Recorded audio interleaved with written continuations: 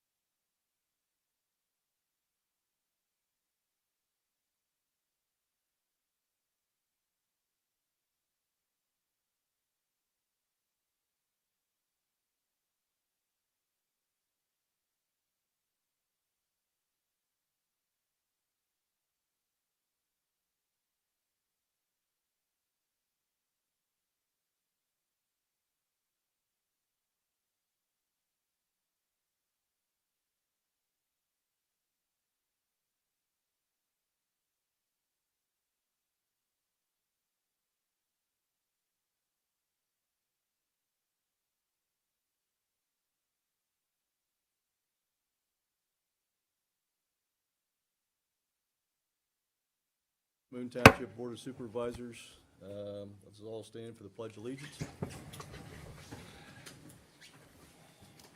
Pledge allegiance to the flag of the United States of America and to the republic for which it stands, one nation, under God, indivisible, with liberty and justice for all. All right, before we get into anything in the meeting, Mr. Strauss has a comment to read, and a moment of silence he's going to ask us to do, so please proceed. Thanks, Mr. Chair. Brandon Lee Copenhaver Jr. was a very caring and helpful young man who would unselfishly do for others before doing for himself. His tragic loss will forever impact his friends and loved ones, and he will be sorely missed by the community. This loss will be forever tied to the loss of Brandon's friend David O'Connell, who served on the Port Matilda Fire Department and passed away exactly 1 year prior to Brandon. We all need to cherish every moment we have with our loved ones, as we never know when it will be our last. Please keep the Copenhaver family, as well as the O'Connell family, in your thoughts and prayers during this tremendously difficult time. I'd like to add, in these troubling times, no one is okay. Even those who seem like they're made of iron are struggling. Life during a pandemic is tremendously taxing on the psyche of everyone, both young and old, and you never know who is fighting the invisible battle with their demons. Please, check in on your loved ones and friends on a regular basis, and if there's a voice inside you telling you that someone is in crisis, please seek help on their behalf. If it is you who is in crisis, please remember that there are people in this world who love you dearly, and please seek help. The number for the National Suicide Prevention Hotline is 1-800-273-8255. If you or someone you know is struggling, call that number and they can put you in touch with local resources that can help. And I'd like to have a moment of silence for Brandon. bow your heads.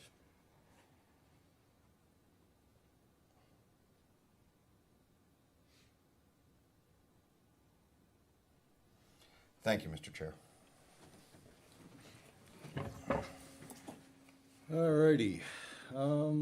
Opening announcements. Denise, if you would, please. Yes, this evening's meeting is being recorded live and is available to watch on CNET's YouTube channel. You can also view this on cnet1.org. Coming up for the future, we will also have direct links on the agenda for that you can watch and click directly onto the YouTube channel. Each one will be unique, and we'll have those moving forward on the agenda. The township is also asking for residents to email or to provide us with their email address, even if they have in the past. You can go on our website and hit the Contact Us button. That will put you on our listserv so that you can be informed of any updates or notifications from the township. If you did not receive tonight's agenda in an email form, you are not on our listserv. We always are looking for volunteers to help with open positions on various committees and boards. If you are interested in this, please let me know or contact the township secretary for more information as well. And then I would like to request an executive session at the end of the meeting to discuss personnel issues. We can adjourn to that if that's okay, so we can dismiss any staff or people present. Okay. First thing up is citizens' comments. If there are any citizens that'd like to make a comment, if you are not on the list, please sign in so that we know who you are and can give you proper credit. Are there any citizen comments? Questions, concerns? Yes, ma'am. Please come up and state your name and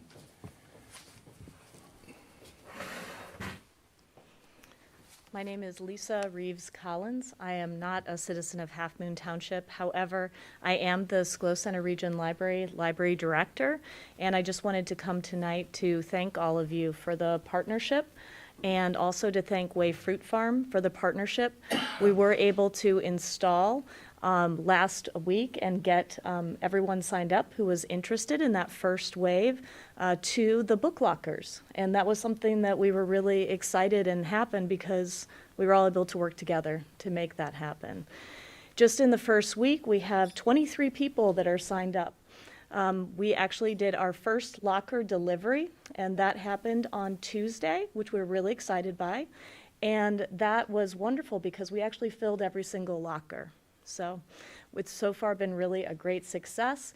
If you have residents that are interested, they can go to sclolibrary.org/lockers, or they can always give us a call. We'd be happy to make sure that they have the information they need to go ahead and to sign up and to answer any questions that they might have.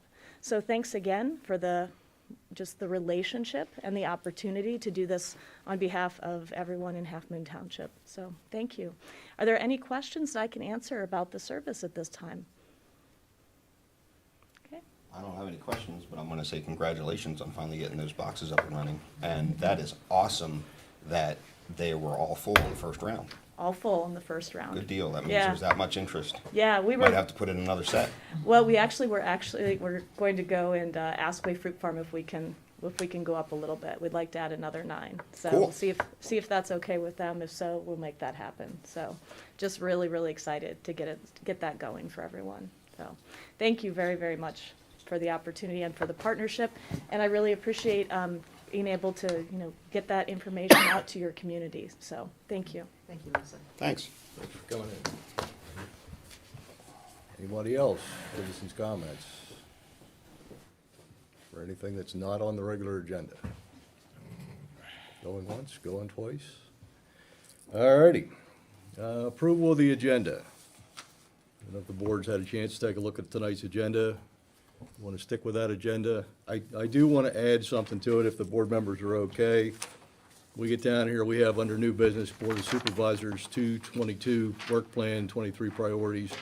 I don't want it to be locked in. I mean, we're going to talk about the 3 items that are sub-listed here, but I'd like it to be more open with the board having a full discussion on whatever roads or projects or whatever else comes up that hopes, wishes, and so on. And if the board's okay with that, I'm okay with that. Wait, I'm sorry, which?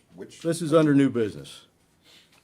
We have our 2021, 2026 strategic plan, ARPA money, which, we're obviously going to discuss what we want to do with that. And the 2022 to 2026 road improvements plan that was in your packet of information. I just want to open it up a little bit so that we can discuss, we're going to talk about moving an office back here and a couple things like that, if nobody has an issue with that. So you're talking about just that strategic plan? Well, not just the strategic plan, anything outside of the strategic plan, anything else anybody wants to add on, any. Yeah, any but kind what of I'm saying is potentially adding to the strategic Right, plan or. and not yeah. just tying, being rigid with the current strategic plan. I guess I don't have any objections because we I'm not are, real clear though on what yeah. we're trying to accomplish. Are we Are we changing the making- agenda? Because that's what. No, that's we're not for. changing it, I just don't want to say and limited to, I want to open it up. Because my hope was that we would all have projects, if we talk about redoing Smith Road, let's say Stone Row needs work, or let's say that Paul's Lane needs work. I want to open it up and say, we could add that to the strategic plan or change it around as need be. And maybe get into a little more of the minutia of the contracting. We talked about the ARPA money and using that for possibly Smith Road upgrades. But, do we need to have the engineer go out and do some review work? We need to open it up so we can discuss those. Well, items. yeah, I I think think it, that's part of the Lord's. yeah, that's. All right, I already just part want of everybody to the be clear, discussion, that's so. what I'd like to do, so. Yeah, okay. All right, does anybody have anything else to add or change or amend? I do not. I move that we approve tonight's agenda. I'll second. Okay, Bob moved, Patty seconded. All those in favor, say aye. Aye.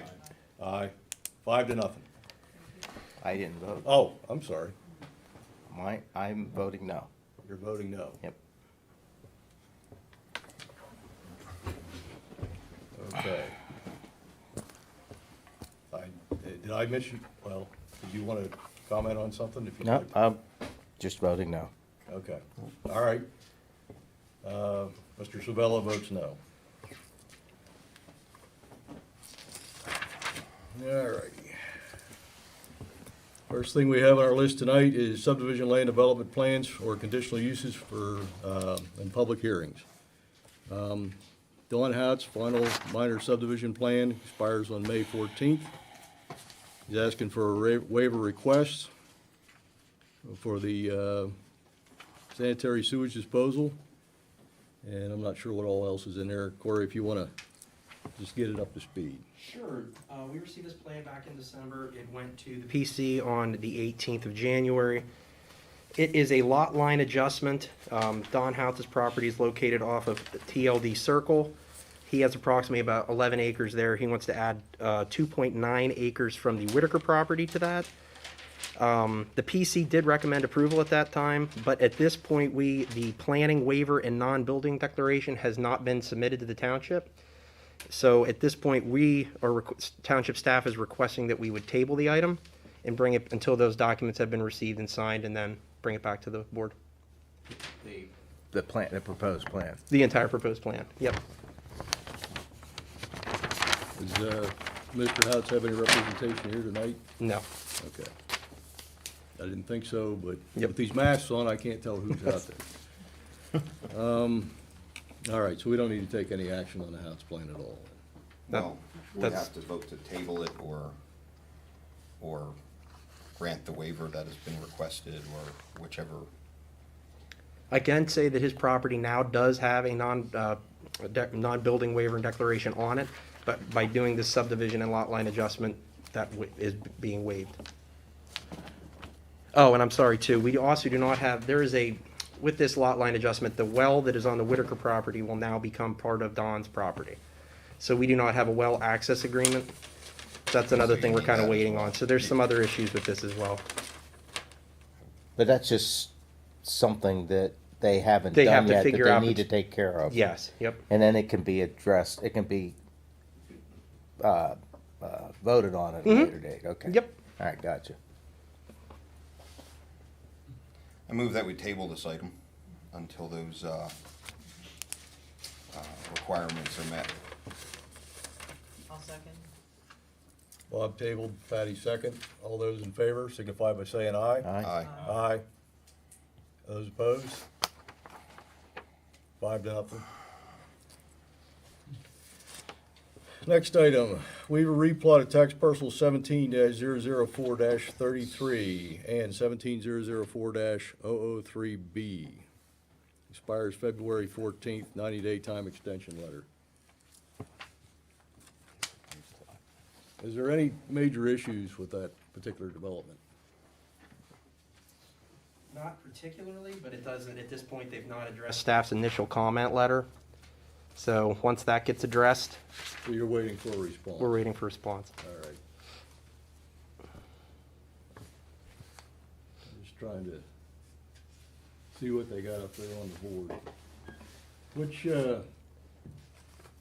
they have the big farm and then there's a smaller one that the house is on, which is that triangle piece there. Mhm. And they're gonna run the line around the cow shed. Yep. Which is a recent addition to the Mhm. site. This is out west. Davison Road. Davison. Yes, if I may. Sure. So this plan came forth, and this is basically a final minor subdivision. It's a lot line adjustment. The barn that is there, this is along Davison Road. The barn that is currently there was constructed as part of, they received a grant. And in order for that grant to happen, it had to happen quickly. The agreement was that they would put that up, have the grant happen, and then we would take care on the back end of any types of adjustments. They knew that this was going to be an issue with adjusting this property line. This is to correct that so that they could go through the grant process. However, they haven't had time to respond to our comment letter, so we asked if they would be willing to provide an extension letter, which they did. And we have a extension letter as of right now. The plan would expire February 14th, 2022, with a 90-day extension letter approved by the board. It would expire May 15th, 2022. Okay, so they requested an extension. And it, is that what's recommended, that we Yes. approve that extension? I move that we grant the extension for, what is this? The waiver, or, yeah. Yeah, the extension for the waiver. Sorry. 90-day Thanks. time extension? Yeah, it's a 90-day time extension. I'm sorry, my eyes are all screwy today. Staring at screens too long all day. Yeah, for the Weaver replot. Yeah, I'm sorry. Thank you, Patty. Bob made a motion. Do we have a second? Chuck seconded. Any discussion? Okay, all those in favor signify by saying aye. Aye. Aye. 5-0. Bigger so I can see. The fun one. Comes a big one. Next one is Plan 2021-06. Final minor subdivision of George Peters Jr., Dean Spanos, expires March 15th, 2022. They want a waiver request for a minor subdivision, which is a single plan procedure, correct? So they want to go, instead of going to preliminary plan and a final plan, they want to go preliminary/final. Take it, you're the representative, please. Yeah, Mark Seville from HRG here, representing the subdivision plan for the Dean Spanos subdivision. Okay. You want to give us a rundown or anything? Sure. Do you want to pull the plan up and I can discuss it, or? Sure. So what you're seeing on the cover sheet is the existing conditions plan for the site, which includes the soil logs that we did for the proposed subdivision.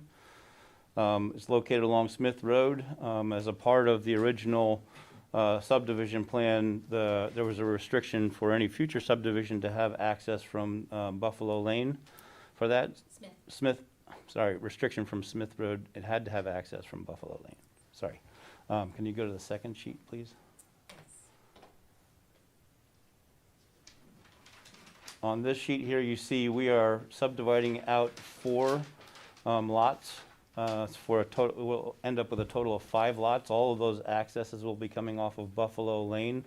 They all have tested and passed on-lot septic systems. They will connect to the Half Moon Water Association for water service to each lot. We're showing proposed driveway locations that are separated by 50 feet. We've gone through the review comments with staff and with representatives to make sure we've cleaned up the items to meet all of the ordinance requirements associated with it. We show the 70 by 70 minimum buildable areas within each lot as it's associated with it. And we're showing also the water line extension from Half Moon Water Company and a proposed hydrant to serve those locations in coordination with the fire chief from Port Matilda Fire Company. And we have reached out and coordinated the water line information with Half Moon Water Company. They've informed us that once the plan's approved, they will meet with us and do final construction plans for that water line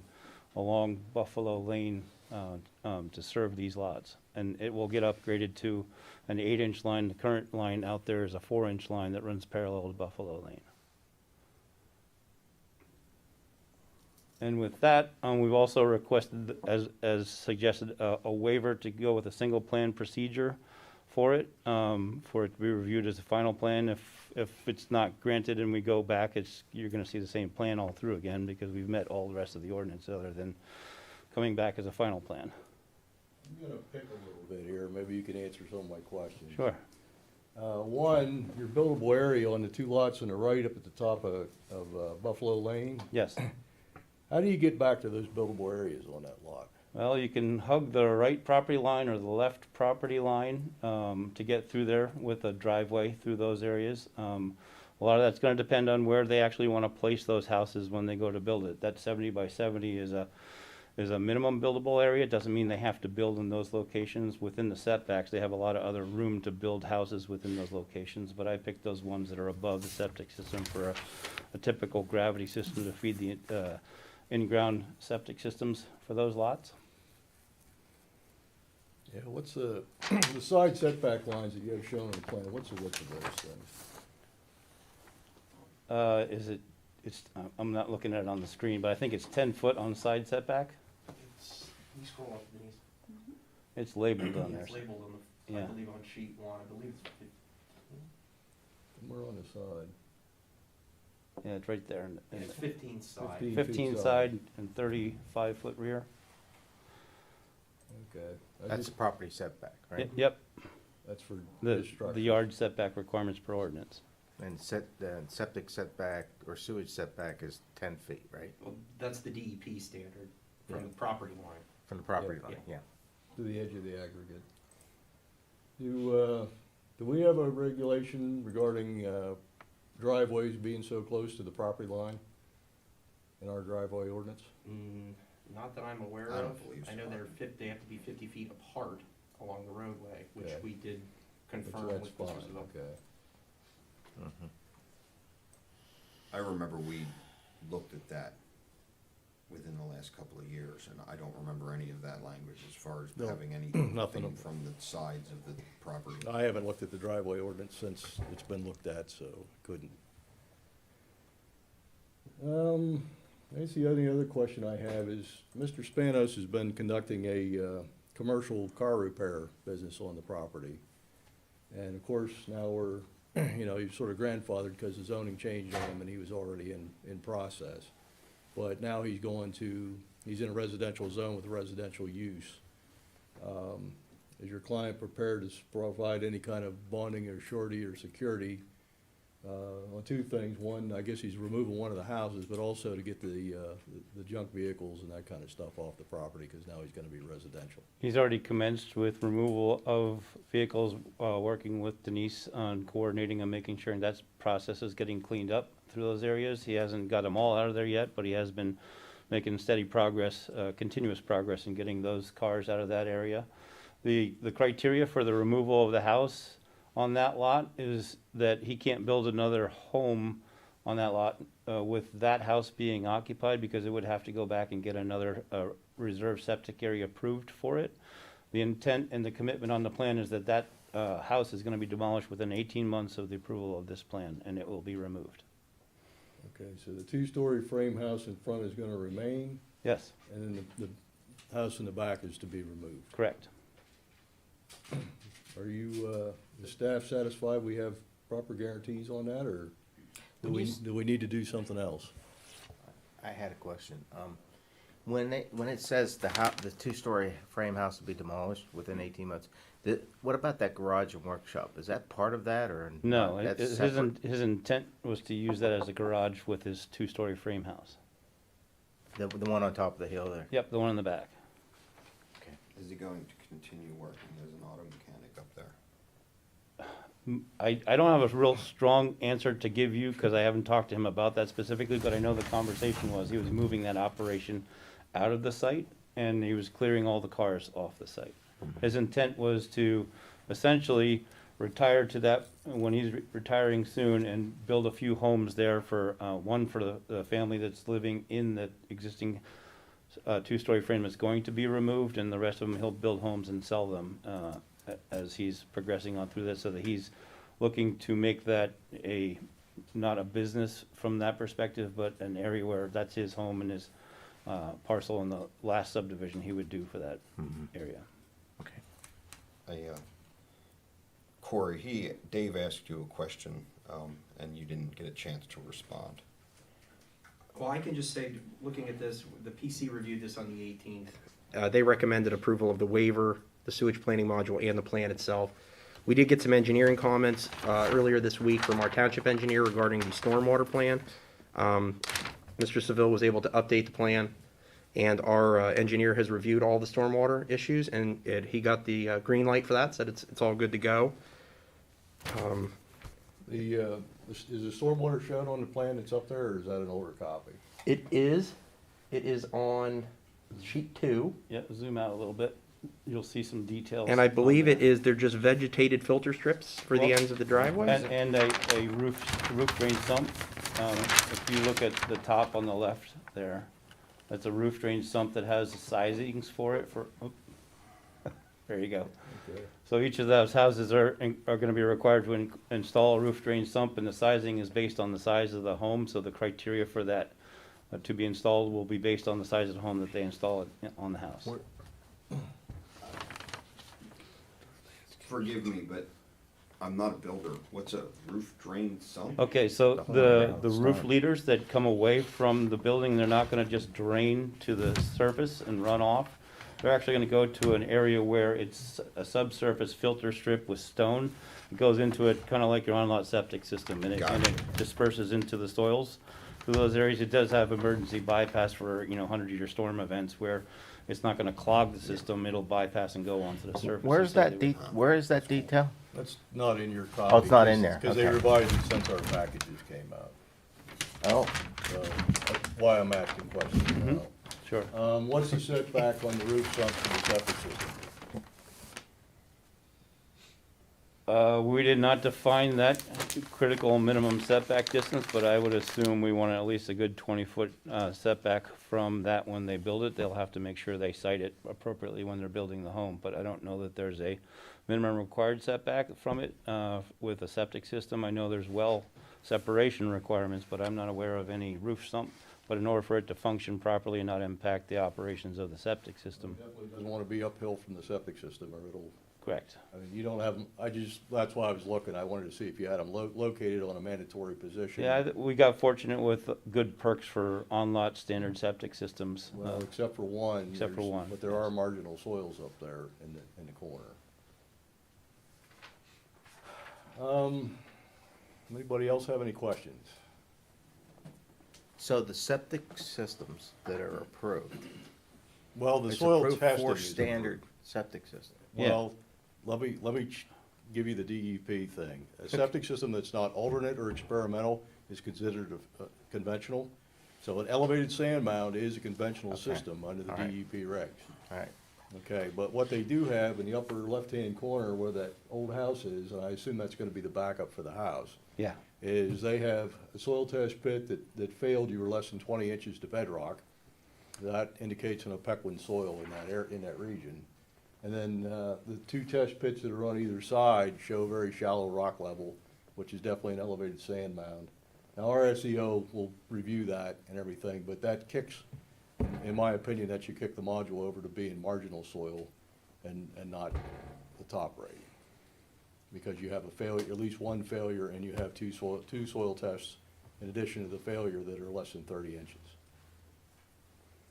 But that's just my opinion as a sewage officer, but not for this township. I have a question. Corey, Denise, basically this is being asked to be fast-tracked, correct? We're looking to skip a step. What are we skipping if we grant this waiver? He would bring the exact same plan back, and it would go through the PC again, probably recommend approval on that, and then the exact same plan would come back to you here. Okay, If I may. please. Our subdivision and land development ordinance, or SALDO, has a requirement of what is the process for plan review. In that plan review, it says a plan must go through preliminary process approval and then go through final process approval. However, if there are no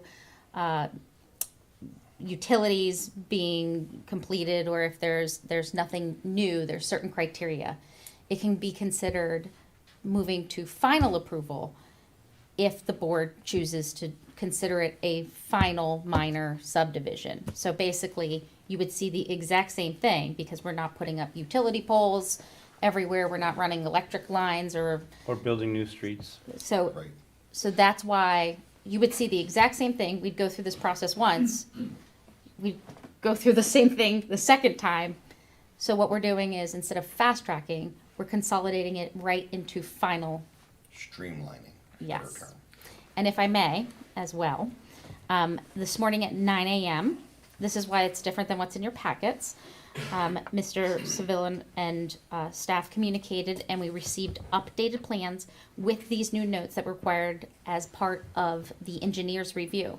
The engineer has already reviewed it and signed off on it and said, this is what I required as what we were looking for when the planning commission reviewed this. They did not have these notes on it. The engineer said, this is what we would like. He signed off on it, and now what the applicant and the engineer are asking for is that the board grant the waiver of the subdivision and land development that requires preliminary plan review first, and go through to preliminary final review. And then what the board would have to consider is passing resolution 2022-12, which is the sewage planning module for this plan. That will then go to DEP for approval. That is not something that this board approves. DEP approves that. Then the board would need to consider action on the plan contingent upon DEP approval. The question I would have, or not question, an observation, this has changed from what we were presented to review for tonight's meeting. So how are we to approve something we haven't seen? That's your right to send it back to the PC or Right.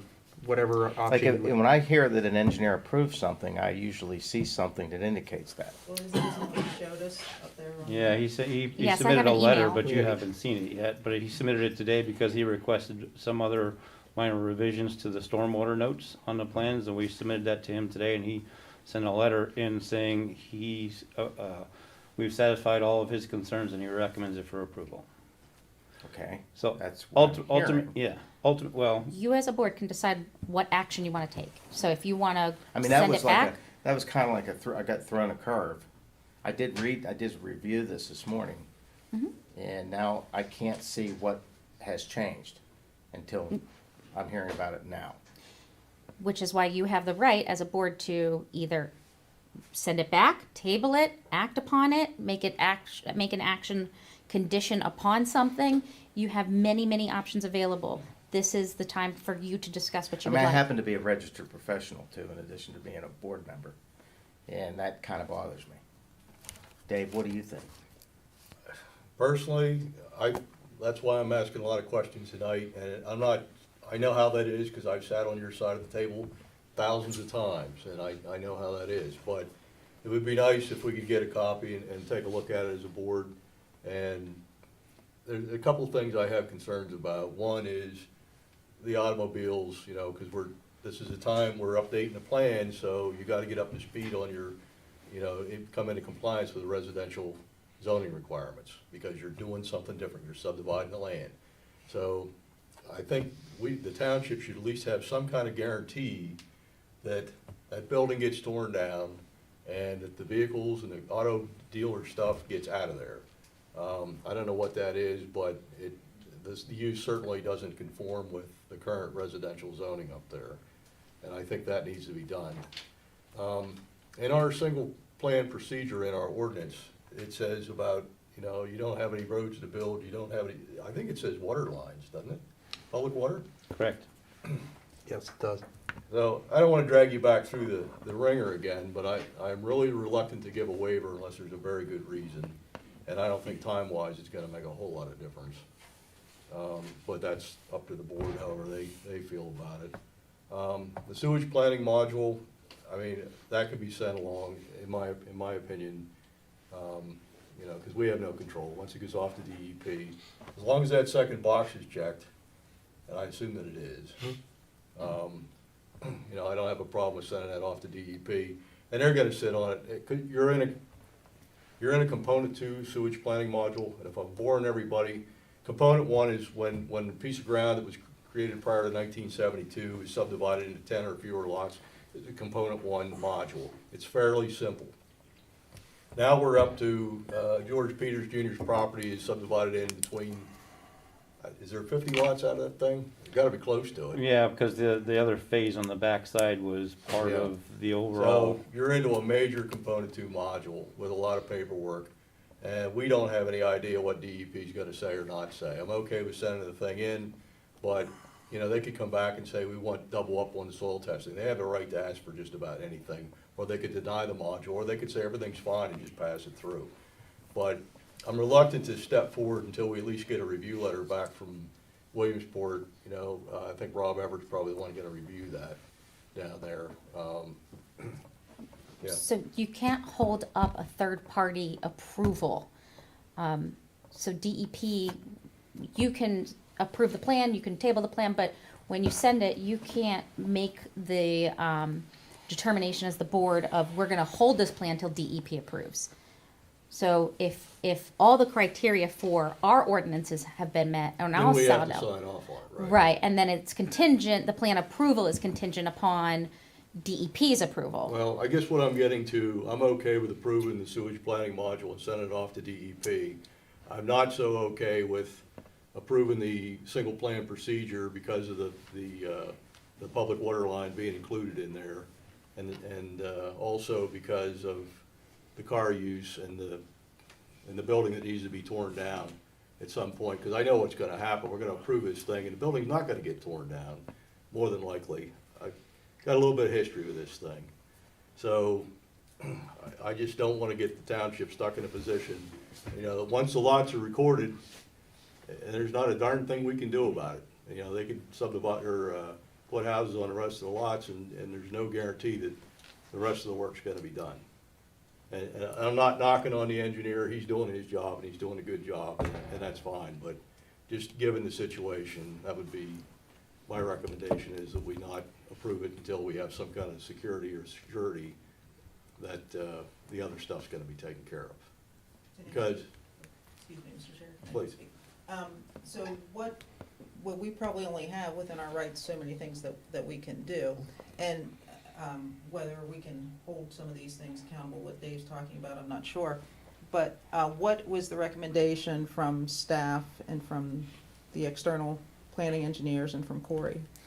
So when this was reviewed, we didn't have those engineering comments, and that the planning commission didn't have those as well. So what you're seeing tonight is not the exact same thing that the planning commission approved. However, those items were in the initial engineer review letter, and those items were signed off by the engineer today. The idea that Dave has put forth about security and having surety, that's something we've done in the past, and this might be something the board can consider is with that second building, you can also do a contingency if you want to move forward with having surety posted for the building to be demolished within 18 months of plan approval. And what we can do on that is that can be done through surety, and then if it isn't done by that time, the township can call in like a letter of credit for that, do the work, have it demolished, and that takes care of the fact that we would be paying the bill, so to speak, on that. That's definitely something you can consider. Surety being posted as a condition of approval or just something that you'd like to discuss, well, of course, you need to discuss that with your client. That is not, I think, a bad recommendation. I think that's something that would be great. And we have been working together verbally to clean up some of the car issues, and I know that's been a concern. I don't know whether or not we can do something with that from the standpoint of posting surety for that. We do have the solicitor who can possibly speak on that. I don't know his level of familiarity with the history behind this as well. But we can look into something on that. And this, of course, again, has the possibility. We have a time frame here of, where am I? March 15th that this plan expires. So there is time if you need to make additional decisions as a board. It would be time enough to get something from the solicitor, I would think, some kind of response. I guess, not to interrupt, Ron, but my concern is with that second house, we're allowing a nonconformity with two residences to continue to exist if we approve the plan the way it is now. We're saying, yeah, we know there's another house there, without any guarantee that it's gonna be removed. Once we sign off on this thing, we can't make them take the house back out, because then we've approved a nonconformity in violation of our own ordinance. We can potentially, I know the intent is, and that's why the note was written on there after we discussed with staff, that we added a note for that to be demolished within 18 months of final plan approval.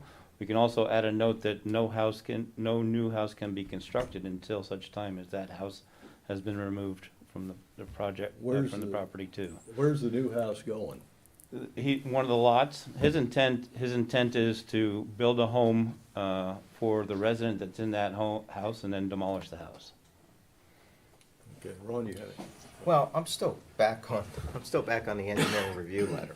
The planning commission saw one thing, and there was a change to that just this morning, which they haven't seen, and yet I thought I heard that they did see it. So I'm kind of confused as to, there's a revision, some engineering revision of some type, some letter provided a revision, or. The original comment letter from the engineer regarded the stormwater plan. The planning commission, there wasn't a note specific on the plan regarding it. Okay. The planning commission reviewed it, said, this is good, we'd like to recommend approval going forward to the board. Then the engineer afterwards said, hey, I need to see this comment, make this a comment on this plan. Okay. That came back to us from Mr. Seville today Right. and said, here's that piece that you want. The engineer then replied and said, this now meets all of my comments being satisfied. Which Our engineer, I'm sorry, our township engineer Don said. yeah, it was Don Franson. I was down at the Okay. surveyor's conference. He was there. And that review, that approval, or whatever our engineer wrote, where It's is an that? email. It's an email that I received today. Okay. I just think that, when a plan's presented, it needs to be complete. How significant that is, I don't know, because I haven't seen it. But I do, if I'm gonna vote on something, I wanna see the whole plan. And that's what I'm having difficulty with. If everybody here thinks it's insignificant detail, then okay. Well, you hear me griping. So, one more question. After this, let's say we were to approve this waiver tonight. So it goes to a review with DEP, is that correct? And does it come back here again for some kind of final review? No, if there's a deficiency, like, so if DEP goes and does the sewage planning module review, and there's a deficiency, they contact us and say, this is a deficiency, and we'll explain what needs to occur. Sometimes that's you forgot to submit this paperwork, there's a Okay, laundry just- list of what it is. Or they could have some serious problems? Right. And so, the plan then is contingent upon that approval. So if there's a deficiency, the developer has the opportunity to correct that deficiency. Now, once that's done, let's say there's a deficiency, Okay? and approval is contingent upon approval by DEP and removal of any deficiencies. Once that occurs, is there another review process, or is it just approved? So DEP reviews it at that point, like, if it's a substantial change to the plan, it will come back on our side to go through a review.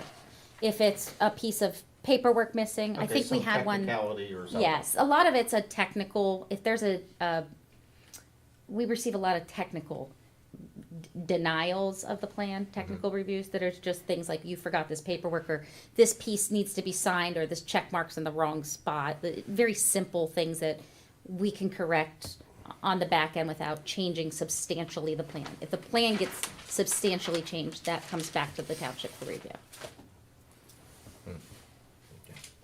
I had one more question for the engineer. I noticed all the boxes for all the septic systems are identical in size, and were they supposed to be designed like an actual footprint for the system that's to be approved there, or? They're based on the clearances for the perk hole in those areas and creating a septic area that potentially could be in that location, but the actual size of those septic systems, as you well know, is dependent on the size of the home and number of bathrooms that it or bedrooms that it has. So it would have to get a physical design that was submitted in order to be So approved. we don't know if they fit or not, is what I'm saying. On any subdivision, Right. unless we limit them to the number of bedrooms they have in their house, which isn't an ordinance-based Well, I guess, requirement. there again, we've got the system up there in the upper right-hand corner of the backup for the two-story frame house. We got the box coming within a couple feet of the property line, so that's not a 10-foot setback, if those are potentially where the aggregate goes. And one of the systems further down the hill is on 11% slope, so generally you got a 4-to-1 ratio in the system design. Not to pick the details, but, if we gotta squeeze driveways past things, I think we're cutting it really close as far as making the access work. But That's not really for us. So if I may, I learned a valuable lesson on perking, and Okay. so those dots, correct me if I'm wrong in this, these 4 dots are where the perks happen, 6. but I'm sorry, yeah, numbers, long days. all right. Okay. The box that holds those together, that's around it, can move any direction as long as it's within those are being. The septic En- system has to be encompassed. placed over top of the percolation holes. And so if you move that box so that it moves up and over, so the line, I apologize, The the soils line have to comply though. here, so Yeah. you're moving it this way, that is that is where we consider Right. or DEP considers the 10-foot, Well, they will probably come off the percolation hole, which if Mr. Seville is right, and it's 10 feet away. However, I didn't know if we were trying to form an easement, a protective easement for the placement of the septic system, or if it was just a general, It was a general outline of an area of where a septic system could be placed. The actual final design and size of that, as we indicated, is really gonna be based on the size of the house that they wanna build in those locations. And then a physical design of that septic system that meets those requirements needs to be submitted in order for it to be constructed. Are there limits on the size of a septic system for a single-family dwelling? That's all based on the number of bedrooms you put in a house with the way the DEP manages that requirement. So it'll have to have a physical septic system design once a house is selected and located and picked for all that, and that has to be stamped by an appropriate professional in order for it to be able to be constructed in the first place. Okay. Mr. Chair, if I may. Sure. I understand your concerns about having the plans in front of us that you haven't, that are, even to a small extent, different. And I agree with you. I like think- my detail. I think it's important. to I'm an have the- engineer, I the like my proper detail. things. Now, having said that, the change to the plan was apparently quite insignificant, and staff has reviewed the documentation that was provided to us, that the plans have been changed. They have seen the new plans. Understood. I like to trust our staff to have good judgment, so I personally would not stand in the way of approving this plan on that. But again, you have a very valid Well, point. I'm not trying to minimize the your point. significance of the change is something I don't know. Well, hold on. To your point about having a guarantee that that house is going to be demolished, I'm sorry, Denise, your term I was not familiar with, but I think I know what you're talking about. What'd you call it? Surety? Surety, yeah. That is, you get a contractual guarantee that they will, otherwise, we're gonna knock it down and then you're gonna pay for it, Right, in a nutshell. right. I like that idea a lot. If they don't do it. Well, yeah, but I really like that idea, and how do we make that happen? I mean, is that something where we would have to table this and negotiate that contract? Because yes, again, I would really like to see that happen, because you're right, you're absolutely right now. If we actually have no guarantee, and I know it's on the plans, and I'm not saying I don't trust people, but There's no money. exactly. So who knows what happens? People pass away unexpectedly, that kind of thing. And if you don't have something in writing that something is going to happen, otherwise there are financial repercussions for it not happening, then you open yourself up to that thing not happening.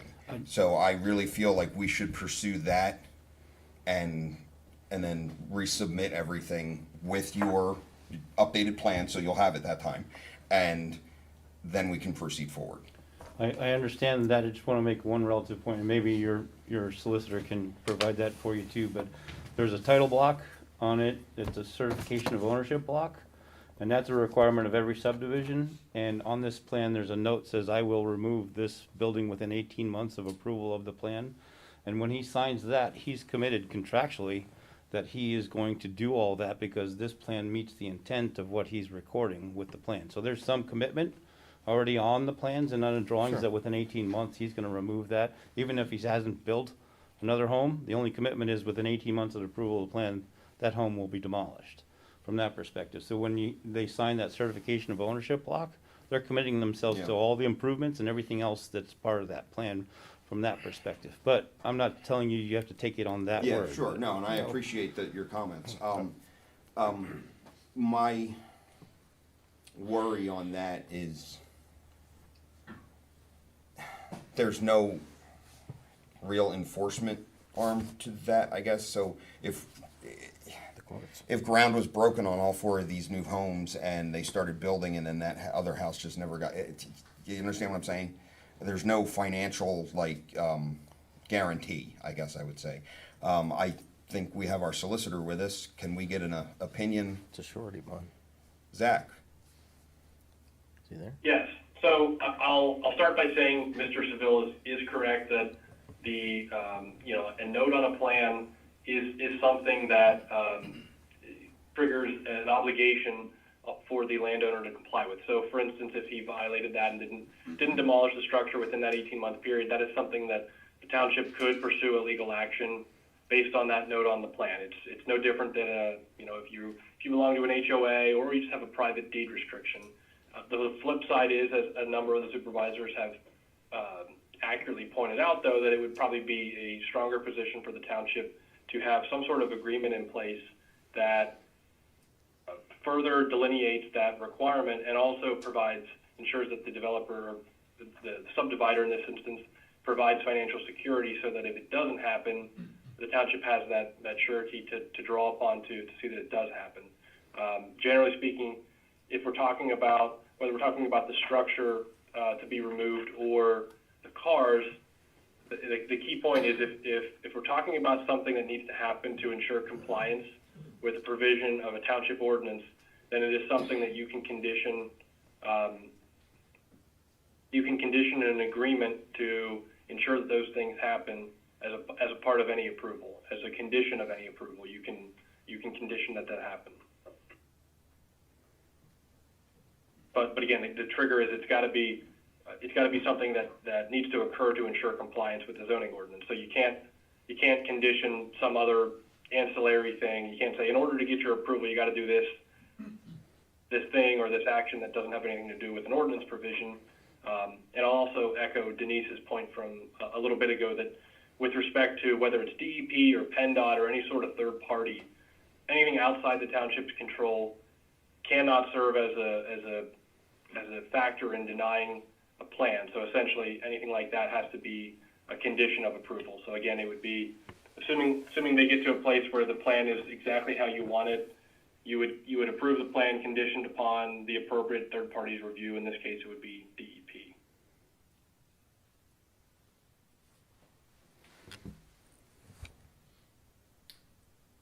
So this is complicated. Well, How do we proceed forward with this? We can make a motion, or I'll Well, make a even motion. if, would there be a motion required if we were tabling this till the next meeting to give time to negotiate that surety contract or even I think there's investigate that? three things that we have here that are a concern. One, they want to do a single plan procedure, which our ordinance says if you are putting in a water line, which they are, then we don't have to grant a waiver, but they're requesting a waiver for that to go through single plan. That's not a big thing in my book. But the next thing that they ask for is to send the sewage planning module on. If our sewage enforcement officer signed off on it and it goes off to DEP, we got nothing to do with it after it leaves.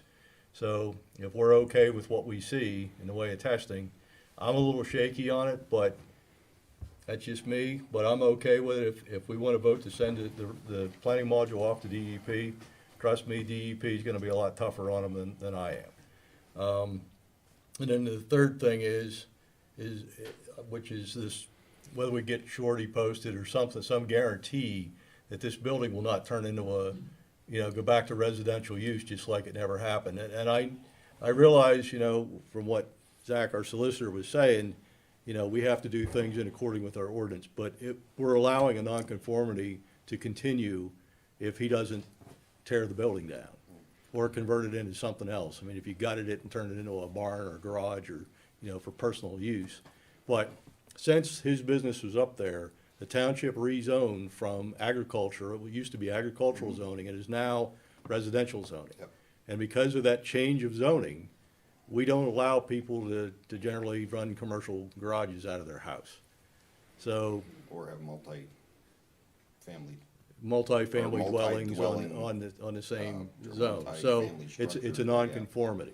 So we would like to get those nonconformities cleaned up or have some kind of guarantee, in my opinion, that we don't end up with a situation we're sitting back here 18 months from now going, well, he didn't tear the building down. He now has an inspection license up there, and there's 400 more cars sitting over the hill. And then the township has to take official legal action to go put a stop to it or tear it apart. And we don't even have a bond or anything to guarantee that. So rather than have ourselves get into a bad spot, I mean, I personally, like I said, I'm okay with sending the planning module off to DEP. That's something we could pass a resolution. And it could sit down there for 6 months. Who knows? Just depends on how busy they are, because it's a component too, and it's a big deal. The other ones, we could set on them and have our solicitor write up an agreement with Mr. Spanos, get the bonding in place. We have 30 days or more than 30 days. So that could all be ready to go when we come in next time. And if the board wishes to waive the dual plan to go to a single plan procedure, I mean, that's probably not gonna hurt anything terrible, but I don't know that we need to do that tonight either.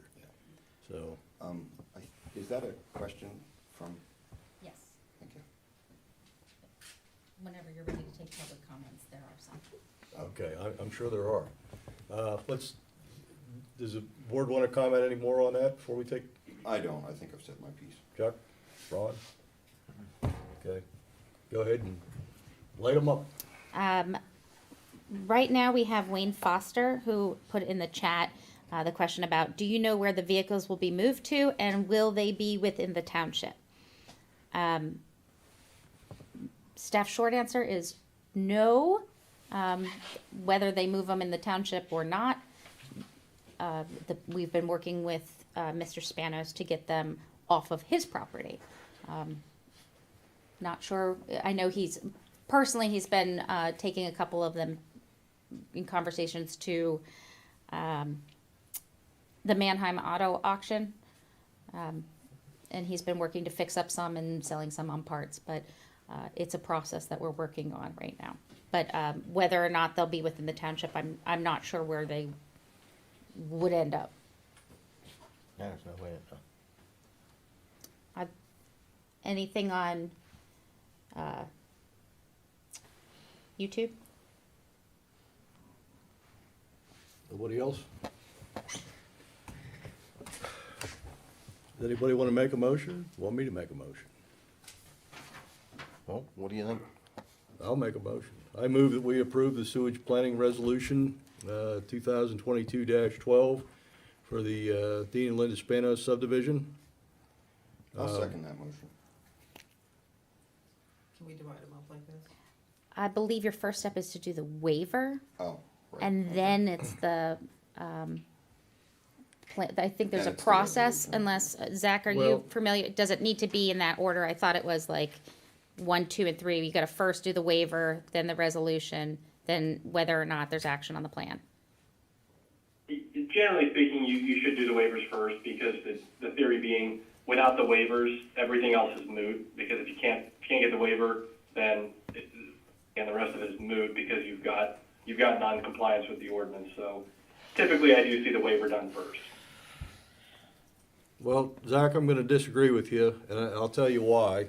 The waiver request is to go to the single plan procedure, and whether that's done or not, the engineer is still either gonna bring in a second set of plans that say final design on them, or a single set of plans.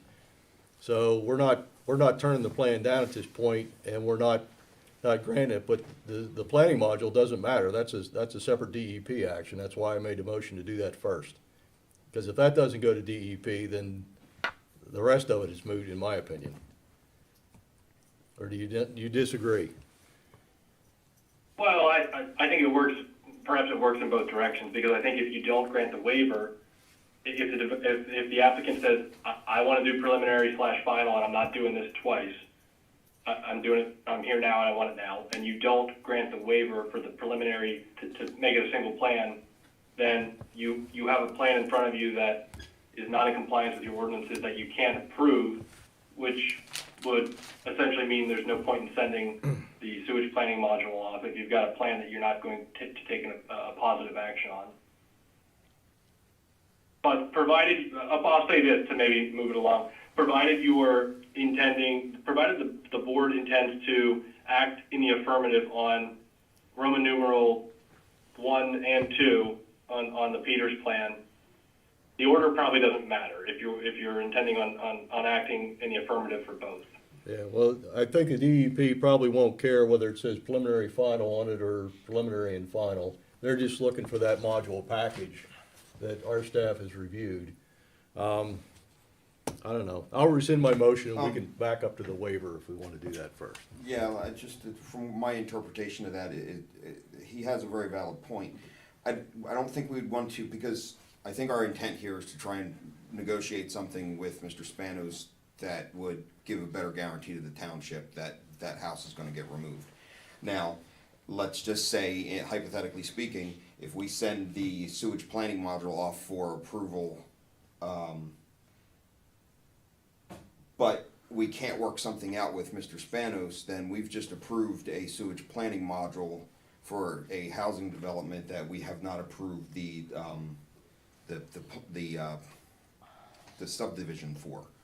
and we're putting the cart before the horse, and then that could open us up into some sort of legal jeopardy, because Mr. Spanos would then have a valid sewage planning module, but nothing to do with it. So then he could potentially have leverage over the township to. Well, the module just says that he's approved for so many EDUs, basically, with daily effluent unit. I don't know. Okay, I think that we should stick with All right, well, I'm gonna our rescind my solicitor's motion. original. You wanna by rescind the doing things in second? order. Right, Corey? Could I just, I know with my review on both the 4A and the 4B from the CRPA and from local, there isn't a section in there that asks this, does this meet the subdivision and land use ordinance? Have waivers been approved?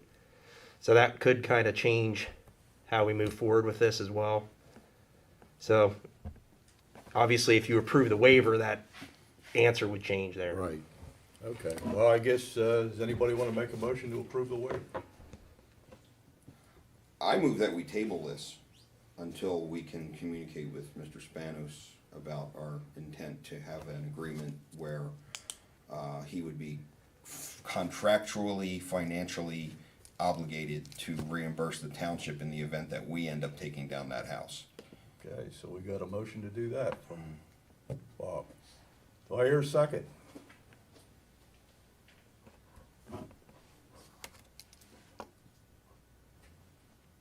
I'll second it. So moved and seconded. Any other discussion, concerns? So the motion is that we are not granting a waiver at this time, and that the township, you're having the township solicitor set up the surety account, Yes. and to- anything to- else, to the zoning, negotiate. regarding the zoning law for the reconfiguration of the lots. Yeah. Okay, I just wanna make sure we're clear Yeah. on that. Anybody else have? So what are we anything? tabling? We're gonna table the plan. Or table the whole And plan? allow the solicitor to get the documents prepared to guarantee that. Because we have another 30, 40 days, whatever it is. So We this don't would be have- tabled to the next meeting? Yeah, Next meeting or potentially the When the meeting after, solicitor which gets back whatever, to us. yeah. and that'll give us time to look at the revised plan, give us time to see what the solicitor has to say in regard to the removal of the other structures. Well, I call the question, which takes it to a vote, so. I know, we were just having discussion, so just make sure everybody's clear. Any other discussion? Those in favor signify by saying aye. Aye. Aye. Aye. 5-0. Hey, I'm not trying to waste your time, I just wanna make sure the township is fully protected and try to set a precedent going forward as well, so that, anytime a situation like this arises, it's We've been. handled I properly. understand, I'm chairman of my own planning board, I understand what you're doing. Okay, thank you. Have a Thanks. great night. Thanks for coming in. Smart. All right, next, approval of the minutes. Meeting of January 13th, 2022. Everybody had a chance to take a look at those? Do I hear a motion? I move that we approve the minutes from January 13th meeting. Patty made a motion. Do I have a second? I'll second. Bob seconded. Any discussion? All those in favor signify by saying aye. Aye. Aye. Those opposed? Guess it passes 5-0. All right, consent agenda for the general fund. I guess we're doing open space fund and the park and rec fund bills. Do I hear a motion? I move that we approve tonight's consent agenda, which includes a general fund in the amount of $3,316.93, the open space fund in the amount of $50, and park and recreation fund in the amount of $2,999.62. A second? Any other discussion? Okay, call for the question. All those in favor signify by saying aye. Aye. Aye. Aye. 5-0. Old business. Have Center Region Council Center Region Council of Governments Park and Recreation Special Governance Committee appointee, candidate Hyacinth Kim. What, I got a question. Was this, is she volunteering? Yes, so if you recall, during the January reorg meeting, we did board appointments to the different call committees, and there was no appointee to the new committee where, while we are not part of Parks and Rec, there was the special governance committee that was formed, and the request was that Half Moon have a non-voting representative, whether elected or not. After the last meeting of the board where Hyacinth came in and spoke, she actually contacted and spoke to staff afterwards, and I have an email from her as well, that she said she would be interested in being the appointee to that special governance committee. So you have in your packets, and is a link to this, the email in which she's asking for that appointment. Did anybody else volunteer, or No. no one showed interest? Nope. Okay. If I may. Sure. I did see a question via email about why we would have a person on this board, considering we don't participate in Park and Recs. We don't send any money toward Park and Recs.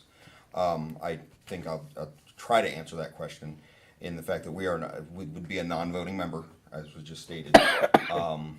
But we are part of the Center Region Council of Governments as a whole, and many, if not most, of our township residents do use those parks throughout the region. So the idea is we would have a voice in the meetings when items are being discussed, whatever those items may be, that would impact Park and Recs, because a lot of our residents are involved in the programs that Park and Recs provides. So I hope that answers the question. Plus, she's a volunteer, volunteering her time. Yes. That looks fine. Do we need to Motion and a motion? Then, I move that Hyacinth Kim be appointed to the Center Region Council of Governments Parks and Recreation Special Governance Committee on behalf of Halfmoon Township. I will second that. Moved and seconded. All those in favor of the motion signify by saying aye. Aye. Aye. 5-0. just to He's add, appointed. My- Hopefully it's fun. my understanding is this is a one-year appointment. So this would Okay. expire at the Is end. this a new committee or? It is, so it doesn't, this was formed, the COG formed a special committee to govern the Park and Rec decisions. And in doing that, the idea was Half Moon not having a financial stake in it could maybe provide some insight as to the governance of the authority and what those decisions are. So this is a opportunity, and we can ask that Hyacinth also report back to the board if you're interested Yes. in making sure that those items of special governance get reported back. Even if it's just quarterly or something, sure. All right, on to new business. Board of Supervisors, 2022 work plan and 2023 priorities. As some of you may know, I'm gonna try to just go through this, maybe not all in the order, but just to get discussion going. And we have money, the ARPA money from the American Rescue Plan Act. It's gonna be like, what, $300,000? We got 150,000 of it. We got 300 grand total coming. And apparently, as far as I know, we can spend that on road improvements. Is that correct? And Yes. other things. Yes. Okay, but there's a but in there, I guess. May I kind of introduce the Sure. historical part? So, as part of the ARPA, they do two tranches, I don't know the right, two payments get sent to us. The first one occurred last year, and the next one, the other half will be happening this year. Originally, when the interim final rule came out from the Treasury Department, they had very limited items as to what that could be used for. It had to be for pandemic response.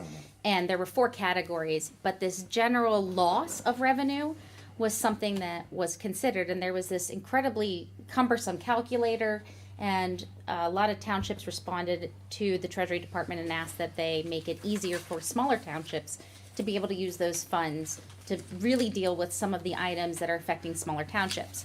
Treasury Department responded in kind, and now you can use a standard deduction for revenue loss or continue to use the calculator. So we have $300,000 available to us soon, only 150 right now. But the general deduction is $10 million. So as long as what you're getting from the federal government is either $10,000, of which you can, whatever that cap is, you can put towards the revenue loss and use for any government services that would normally occur in your general fund, which, awesome, which roads, of course, is a portion. Under revenue loss. Yes, and so we had contracted with the former auditor, Meyer Dussel, to help us with that revenue calculation because it was very cumbersome. However, we don't need to do that now. We're just going to take the standard loss for that. So we have 150,000 that's right now in there.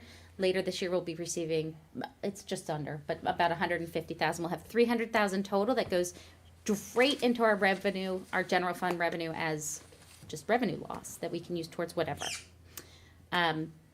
So you can determine what you'd like to use that for as a board for whatever it might be. Now we're not constrained to it has to be directly related to COVID-19 response. We've already committed to, in this year's budget, using some for those in-house road projects that were approved as part of the budget. There's a list in this historical document I sent out last night. I tried to give a little bit of history as to how we got to where we are today with our planning. But in the budget, we approved some stormwater projects along Smith Road. And in your printed packets that I put on your areas, you'll see those pictures of those drainage projects as well as the engineer's estimate for those. While the engineer's estimate doesn't match what's in the budget, that's because I upped it for the 10% contingency, so they're not perfect matches. Question. Yes. We upgraded stormwater on Smith Road last year. This is paying for that? No, this Or- is a portion. We've only done a portion. We didn't do all of Smith so Road we last year. didn't finish. And that's what the in-house stormwater projects that are planned for Gotcha. this year. Some of them are along Smith Road. There's some other ones that are listed in your packet as well. I forgot Smith was part of that. I know we have other roads that we're doing, and Yeah. I know they dug up right in front of my house last year, so I assumed Yes. we were done with Smith. Well- But yeah, I didn't realize we had more work to do on. Yes. The reason why I wanted to bring all this up, and you'll see where I'm going, or maybe you'll all see where I'm going with it is. When I talked to Patty Hartle earlier this month, she said something about, it'd be nice if Smith Road was widened a bit, people could walk down the side of the road. Right now, the road is very narrow. Sure is. And, we're planning on doing drainage upgrades, but I don't know that if we looked at, I drove Smith Road the other day. I wasn't really looking for Dean Spanos' thing. I was looking at Smith Road. And we've got trees overhanging the road. We've got stuff over, in the way. There's not a lot for drainage culverts on the side. Some of the driveways don't have them. There's no ditches for the culverts to run into. There's some substantial drainage work that needs to be done. And if we're going to widen the road, and right now that road probably varies between, I think it's supposed to be 18 feet, but I know a lot of the shoulders have broken off. You all run it more than I do. It could be straightened up a little bit. It could be cleaned up. Drainage could be taken care of, and should be taken care of before we spend any money on asphalt. And I don't know how the board feels about it. If the board in general feels that that's an important thing that we should focus our ARPA money on, then we can do that. If there's something else that we feel is more important, we want to focus some money on, we need to get that out. We need to discuss it, because I don't want to be sitting here in the summer half going, if we're going to widen Smith, and do upgrades for culverts, then we need to have an engineer go down there, do some locations, pick out any valves that need to be moved, water lines that need to be shifted, if the pipes need to be extended, because obviously if you're widening the road, you don't want to pull off the edge of the pavement and drop a tire into a ditch and blow a tire. So if any of that kind of stuff needs to be done, our engineer needs to take a look at that and see if those things are properly evaluated, so we can do our paving when it's time to do it. Or if we can only afford to do part of it, let's pick the worst section and take care of that. And if the board feels that they don't want to do that with Smith Road at this point, and I know we had a schedule here, but we didn't know we were gonna have $300,000 in one shot to play with, basically. And I know we only got half of it now, but the rest is, I'm sure, is coming. And We we have can't do this project in 4 1 year. years to spend it, right? Yeah. Yes, Yep. so we have until 2024 to commit it, but 2026 to spend it. Right. Well, this spends all of it. And then some. Oh, sure would. So Dave, on your point, I had staff Doesn't look touch at. Smith Road. Apparently, the engineer had done this, and this is not updated, but in 2019, I guess the board had directed the engineer to look at exactly what you're talking about, Smith Road widening. And we found an old presentation. Keep in mind, we haven't talked to the engineer. This was all just recently located. But this was something, I guess, that came up and we had directed the engineer to do previously, pre-pandemic cost estimates too. But there was an analysis done on this and pictures were done. He went and did locations. You just showed the picture that I was very concerned with, back up there a little bit. Keep going, right there. You see those trees? I mean, you can't, if you get a tire off the right-hand side of that road, you're gonna take the mirror off of the car. I mean, and we're gonna have to get, approval from the landowners or do what we have to do to cut, because we can't just cut trees over, I think, 4 inches in diameter. I think that's what it says, 4 or 6. Sure, let's let Denise go finish the, So we looked at this and I haven't had the opportunity to talk to the engineer about this, but there are different options that were explored and cost estimates. So one option was to put a sidewalk on one side of Smith Road and kind of widen it, and we looked at these things. It's not eligible for liquid fuels money. It would be one side only, and you have to meet ADA requirements. He talks about vehicle code compliance in here, and shoulders, stabilizing the shoulders, typical sections of roadways and how they should look. And let me go way down here. Way down here. He has pros and cons. And then he gave an option of gravel shoulders versus paved shoulders and what it would cost. And explained the difference between those. Again, we just found this information.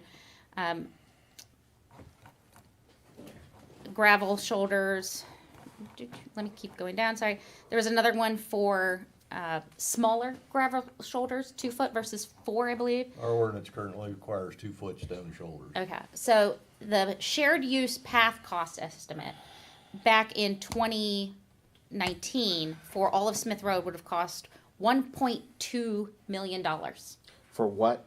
for us to have a shared use path for pedestrians, dog walking, Yeah, you're Sidewalk. basically putting a sidewalk in. right, and so that we And you have have that, to build up the shoulders and everything out to support that. which is and- 1.2 million. And property, or do we have a problem with easements or anything? or- That is Oh, the yeah. biggest so that cost estimate in 2019 does not include any of the right-of-way acquisition. You know, my biggest concern about Smith Road is the sections of Smith Road where there isn't any pavement anymore. There are areas on Smith Road where there isn't any pavement. And part of one big area is down near the Spanos property. Yeah, it's pretty bad shape. I mean, there's areas there that the road is narrow enough that you get off the paved part of the road. I mean, I've driven it many times, and I've walked it as many times as I've driven it. And my concern is that is, in my opinion, one of the most, if not the most trafficked road, other than 550. But I would just, when I talk about fixing the road, I'm talking about fixing it where it needs to be fixed, not, redoing the entire stretch of Smith Road, and which would be a tremendous cost. I agree. What's that there, Denise? Is that widening it? So this is, yeah, going through the shoulders. And you can see this, he goes through, and this is a cost per mile, total cost. You know, these are your options that were available in 2019, so. Well, the prices have changed significantly since Right, and then. so the cost per mile at even at the 4-foot gravel shoulder at 170,000, that spends those funds very quickly. Those two costs are independent. We don't have to do the walking path. Right, We right. can widen the road, but then that doesn't include, like you said, the right-of-way acquisitions or moving utility poles or anything like that. No. Well, So, I'm sorry, excuse Because me. there's the cost in that.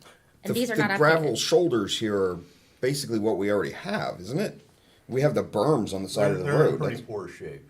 Yeah, I agree, and they need to, look, I would love to see Smith Road widened, have a walking path, have, all this, I would love it to look like Whitehall Road.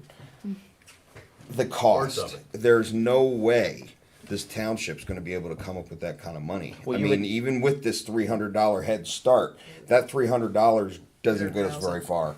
And again, as much as I love the idea, hell, I live on the road, excuse me. I live on the road. I feel like we would be squandering that money if we tried to use it for anything like this. Even your idea of trying to do it in sections, great idea. But unfortunately, we would have $300,000 to do X amount, and then now we have to do the rest with taxpayer dollars. And our current conversation is What? how do we stop spending money? The question So- is not whether we need to do something to the road. I mean, whether we spend this money on doing something on the road in the next 3 years, or we spend the money, eventually, we're gonna have to spend the money doing something to the road, because the road is gonna self-destruct. Yeah, sure. It was never designed to handle the amount of traffic that it's taken. So, because of that, I know there's bad spots out there. I know the shoulder's broken off. I know Ron walks it quite often. He's seen them. We've talked about it. I'm talking about repairs. Yeah. Partial repairs where you have serious issues, where the road's broken off. I'm not talking, I mean, I don't think it should be an all or nothing deal. I'm just saying, I think there could be some repairs on Smith Road that we've been waiting a long time for. May I? Sure. We have some of that factored into our plan. Maybe we should Yes. look at our road plan. Yes. So we know what's out there, because it's all gonna be prioritizing with what we have available and planning. for But the this future. isn't the only money that we should have available to fix roads. I mean, No, it's roads not. in this township and in any township should be one of the chief priorities of the township. Yeah, we have liquid fuels and we have budgeted funds for the roads. I mean, I can't think of too many services that are more, I can't think of any service that's more important than the roads.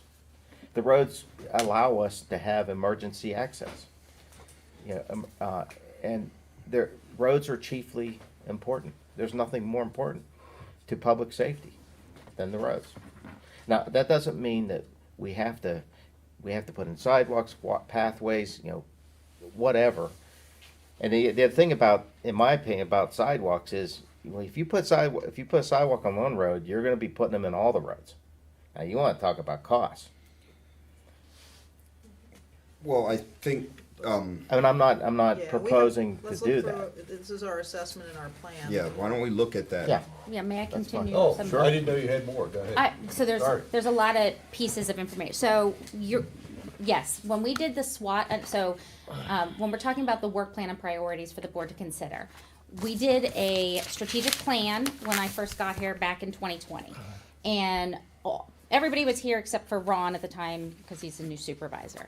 And we did a survey out for residents and asked them to come back and say, what are strengths, weaknesses, opportunities, and threats? Typical SWOT analysis. We then opened up the public meeting and said what people would like to do, and we created a strategic plan for 2022 through 2026, which has been linked and is still in your printed packets Where's and available. This is part of your road. This is part of the road improvement plans that were approved by the board too. I'm going to get to that in 2 seconds. I mean, is it in this packet? Oh, absolutely. Yes. So that lists out all the stuff that's there. This So- is it here? No, it's on the side. So your road improvement plan is in there as well. And then the memo that went out last night linking, so you have this historical document. It's in a printed packet right here. So what we did is at the strategic plan, the board went and decided what the priorities were. And one of the things that was definitely discussed was road safety and how we prioritize that. Knowing that was a top priority, one of the concerns was the recommendations from the engineer, the roadmaster, and the manager needed some statistical analysis behind it rather than just, this is our opinion. So that's when we contracted with robotics to do the road pavement analysis, which we went through and did, I don't know, like photos, almost like a video of our roadway system. And we have a program available called Robotics, which we did a presentation to the board on the assessments of the pavement. So it is scored everything from a 1 to a 5. A 5 is terrible road, needs immediate action, there's some problems here. And in this whole program, we also have pictures of the swales and roadside that we included to get a nice picture. So if somebody says there's a drainage problem on my property, we can pull it up and show you where the issues might lie, at least from a road view standpoint. We presented a plan then to the board about our, instead of a 1 in 10 plan that had been approved in 2020 for road improvement, we looked and said, ooh, new world, we have to consider what we're doing. We now do a 5-year plan, and we did a list of all those numberings. What we found is the overall township road system has a very good, I believe it was like 2-3 rating. We can pull that up if we need. But we listed all the roads out and said, you know, here's the length and the segment, here's where they stand in numerical order. Here we go. Total was 2.27. So out of a 5, we were doing pretty good. Our roadways are very nice. A couple of these numbers included. 5 is not good. 5 is immediate action needs to be taken because it's bad. So you could see our worst one was Orchard at 315. So what we did is then the manager, the roadmaster, we sat down and said, okay, knowing this is the priority, how do we do the next 5 years and use our funds properly so that we can address some of these problems? And we came up with the 2022 to 2026 road improvement plan. This was presented to the board, is also in your packets with pictures. I have yet to see this report right there. This is so I've been flipping through. there's a lot of paper there, and there's a lot of history. That's why, Ron, I actually tried to do this memo so that you had history versus everybody else. Which one? The memo. There's a packet that I created last night so you Right had here. more historical context. I was looking for it. So this is what you're looking at right there. Yeah, Okay. yeah. Got it. Okay. So that then came to the board. We went through the budget process and did the 5-year road improvement plan versus the 10-year that was approved in 2020. The board approved the budget for these things, and this was the plan that we have. The staff then sat down in December and had a staff meeting where we started doing a work plan for staff so that we could know what our priorities were.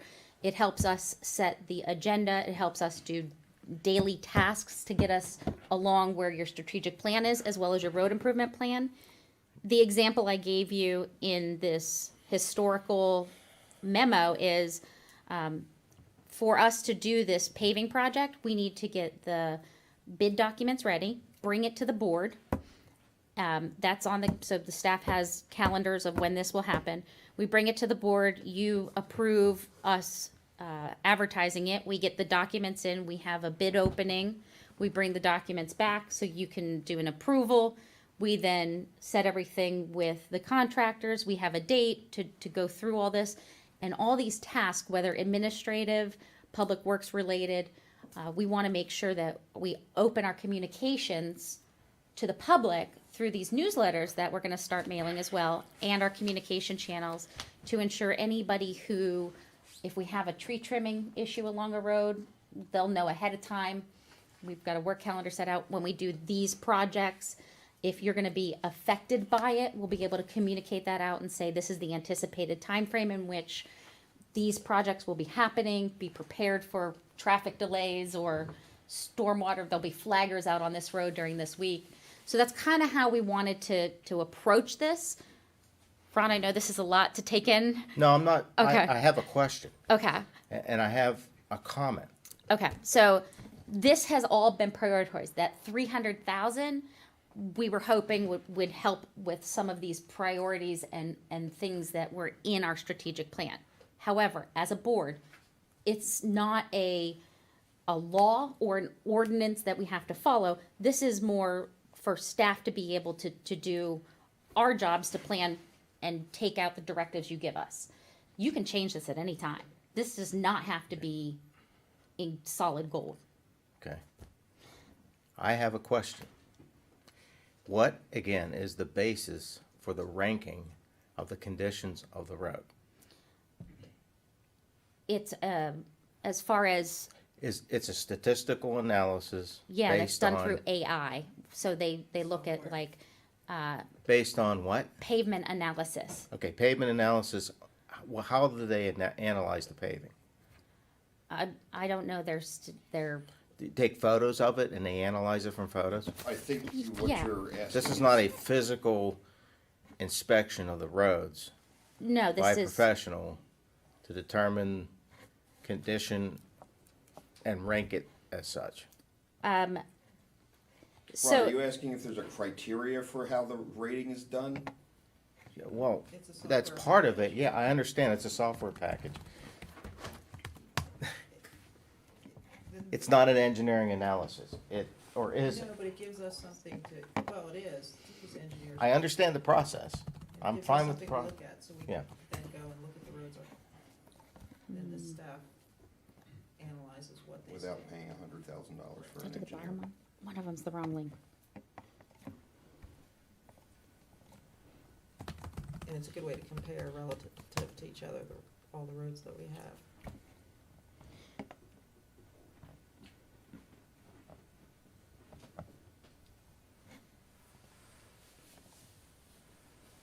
I haven't used this in a while, so forgive me if I'm a little slower. So, you can see here the 2-3, the reason what we show on that, Excel spreadsheet is because there were 2 private roads in there that we had to take off. Yeah, my whole point is all the planning is based on this analysis. And when I look at this, I see Smith Road is one of our best roads. Now, I find that hard to believe.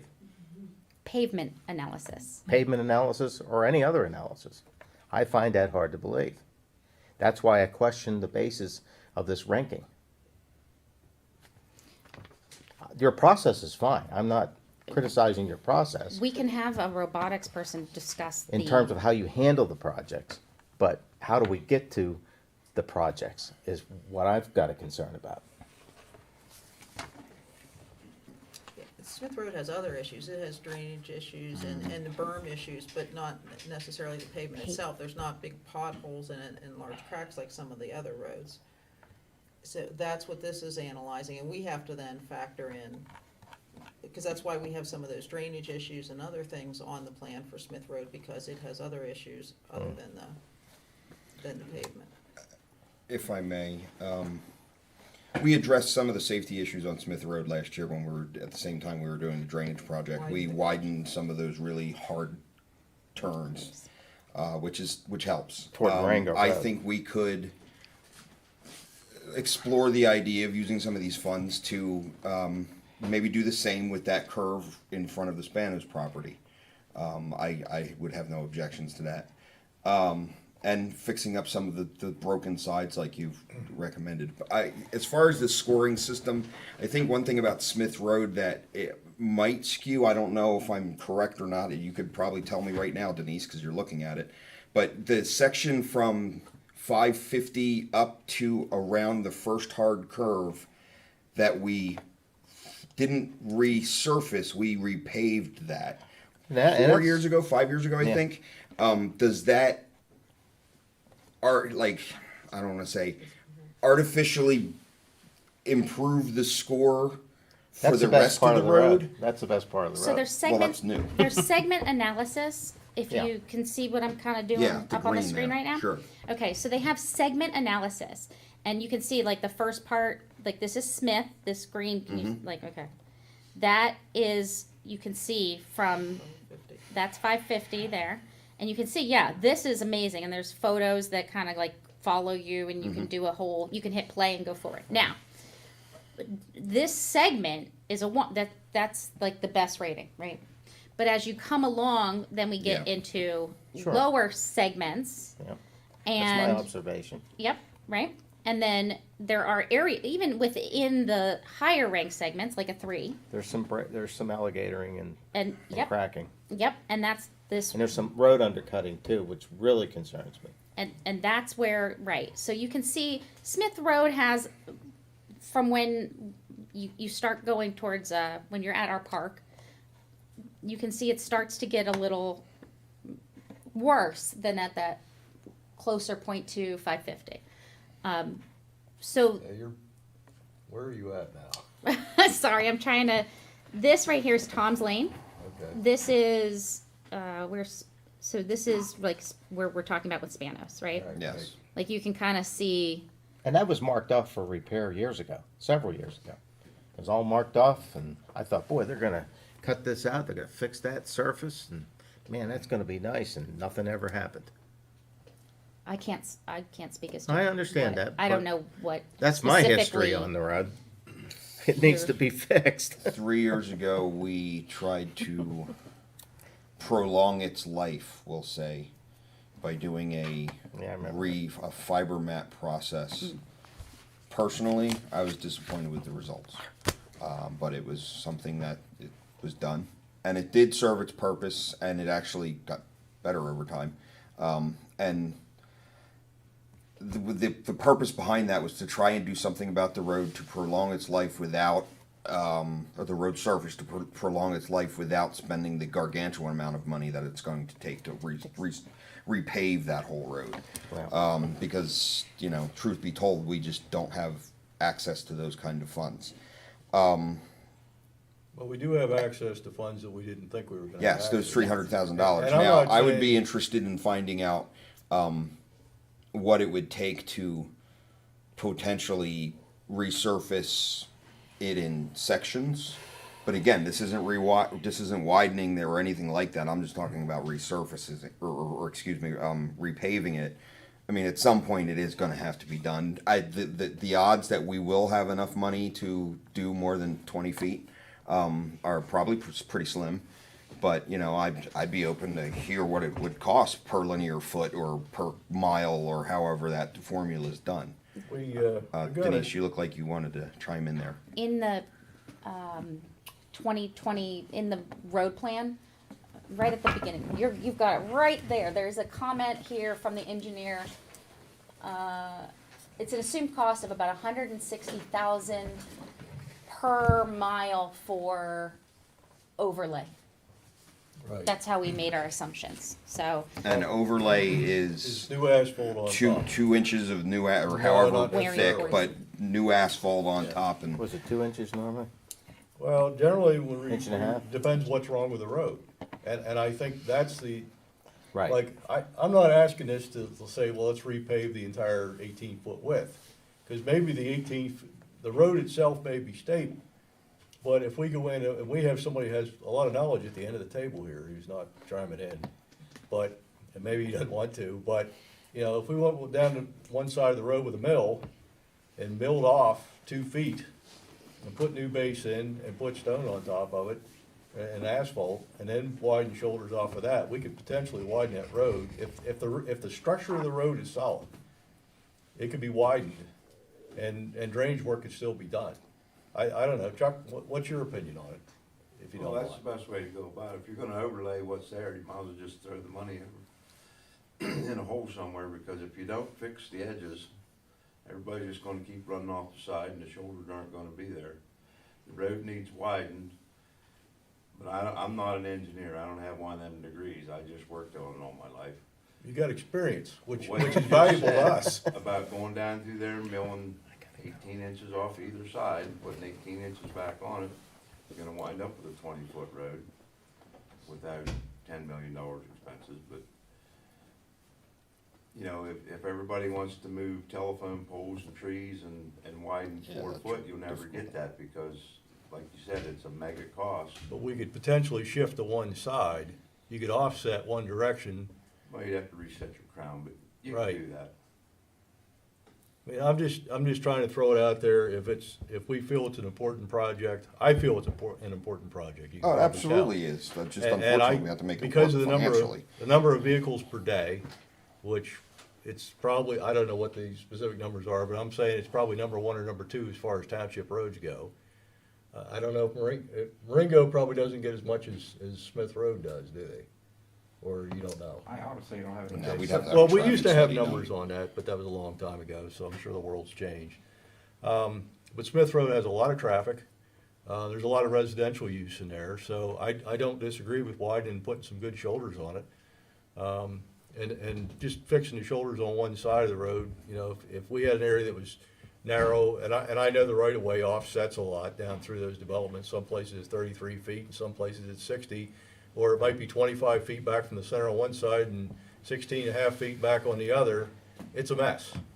But that's something we could authorize our engineer to go out there and take a look at and say, we've got, let's just say we had $200,000 we were willing to spend on, General Smith Road upgrades. What will that buy us? What can we do to make this a better road, safer for the community?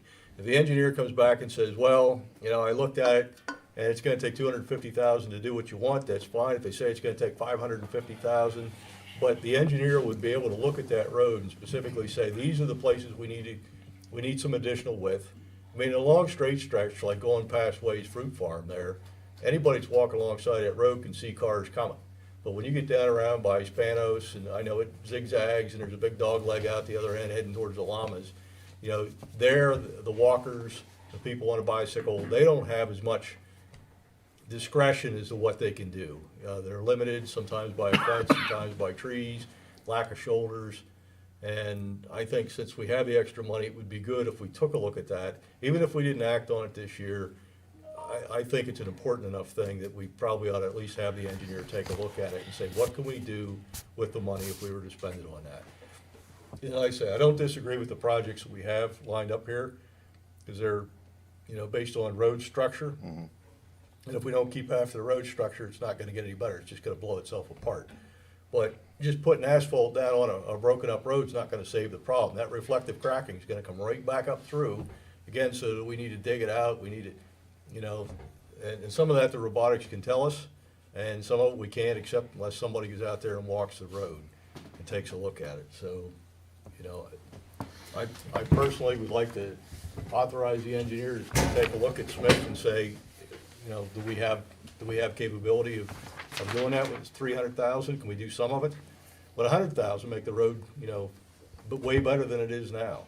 I mean, whatever that number ends up being, we might not get everything we want, but at least if we're working in the right direction, before I go cutting ditches and doing that kind of stuff, if we're gonna widen to one side, there's no point in cutting the ditch and then filling it back in later, widening the road to one side. But I don't know what those numbers are right now, because I don't have any information on it. Yeah, I think our ditch work, though, probably still needs to be done, because I think what we're talking about is longer term, and I think our ditch work is in-house and not real expensive, correct? You're talking about Yes. Drainage. Swale. maintenance of the Swale. swales and the berms. Right. In some places, we put, what is that, R4 stone, the big stuff, to promote the proper drainage through the problem areas that gets the water where it needs to go, Restricts the rather flow into rate, somebody's front yard or into the middle of the street, or, which we had a lot of there for a while, and we're continuing with this plan to improve that. Dave, I don't disagree with you. I wish I could snap my fingers and or grab Smith Road at one end and pull it and make it straight. But I think that the ultimate challenges there are going to be, even if you're trying to just widen it by 18 inches, we're gonna run into problems with, you know, you have to buy the property from the residents. Well, not necessarily. Sometimes they'll be willing to donate it if they know the project's True, gonna happen. but then you Because could, Smith Road, or I mean Sawmill Road is an example of that. but you could also have the opposite end of that spectrum where you have someone who doesn't want to give up that part of their property, and it doesn't matter how much money you offer them, they just won't. Yeah. And then you're gonna have a section of, I don't know, 100 feet or 50 feet where the road does this little Well, weird we wouldn't thing, do that. and, Probably. you know, I would it's, assume the board would do the right thing. yeah, but I think it's a larger, more complicated issue than we're even getting into here, and right now, we've already made it large and complicated. Denise, you look like you have something to add. We've committed 35,000 of that ARPA money already for this year's in-house road projects. Yeah. Okay. So that makes us have $265,000 instead of $300,000. Again, if we want to spend that $265,000 on Smith Road, I'm going to jump for joy. Whatever we can get out of it, I'm all for. Again, we could, Well, widen some of those turns and things But like that. at this but- point, what I would like personally is I would like the board to make a motion to authorize the engineer to make an evaluation on it so that we can have Don Franson come back in here and say, you know, I've gone over it. This is what I see as a problem. This is what I think we can do for our money. And, you know, whether you can afford to do it or not, at least we would know. Because right now, we don't know. And I don't know. I haven't gone out there and done any kind of detailed analysis, but I'd like to have that because at some point, very, very soon, Smith Road's gonna start to decay because the shoulders are gone. And I know we're putting drainage in, but drainage is not shoulder work. And there's no point in throwing good money after bad. If we know where our target is, let's work towards our target. I would say we had that big engineering study done. Yes. Who- Did you want that updated? Who did that? The one that I just, Yes. that was Don Franson in Francis. 2019. Okay, so that wasn't that long ago, and Right. that was a full study. So we would have to say what we want that's different than that, or get that more current, and maybe have some shorter-term recommendations based on a certain budget, but he could build on what he has there, right, and then just reevaluate a few things. Sure. Yeah, I mean, you can direct them to update that with today's, Yeah, I think that the sidewalk's gonna Cost. be a non-starter at this point just because of the cost. Yeah. But, you know, if we were to take the milling machine and run down the side and widen the road, the cartway out to 20 feet, make sure we have 20 feet. I don't know that we do in some places, or have 18. What's the minimum standard, 18, It's right? supposed to be 18 feet for our township roads. Right. But as the shoulders break off, the roads get narrower and narrower. And we do have a shoulder machine, which we can do in staff, which is what I think our road plan was showing. We're short some employees to run it right now, but, you know, if we widened the road, milled it out 2 feet and recrowned it, we don't have to recrown it right now, we can recrown it next time we pave.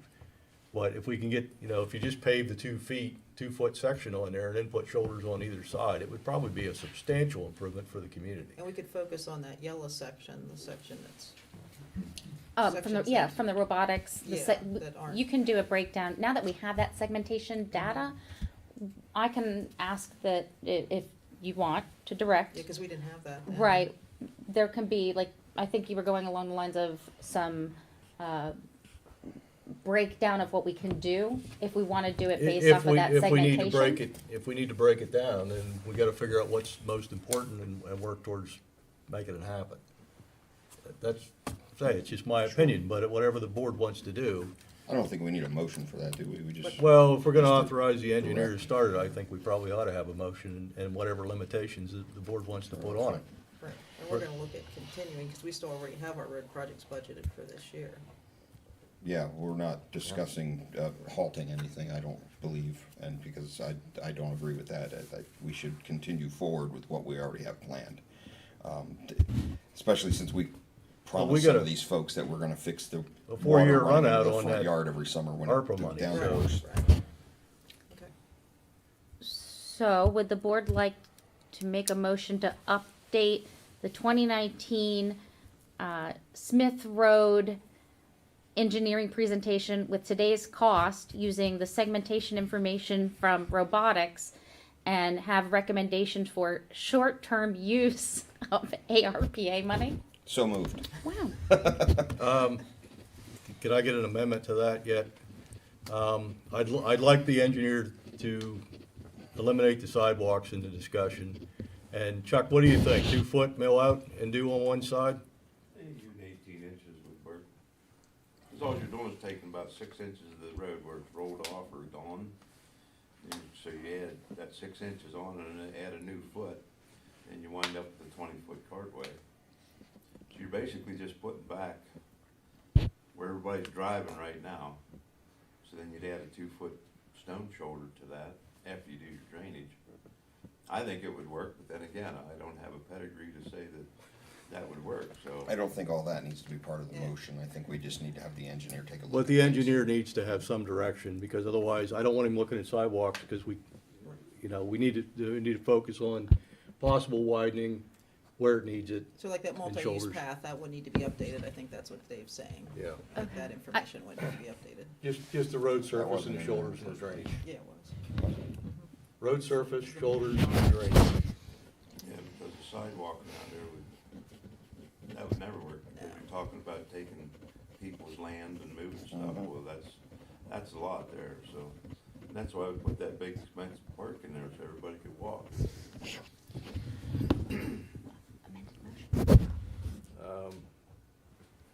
I Okay, move if that we amend the motion. Okay. Do I hear a second? I'll second. Is Bob that- made the motion, Patty seconded. Any other discussion? All those in favor signify by saying aye. Aye. Aye. 5-0. Thank you.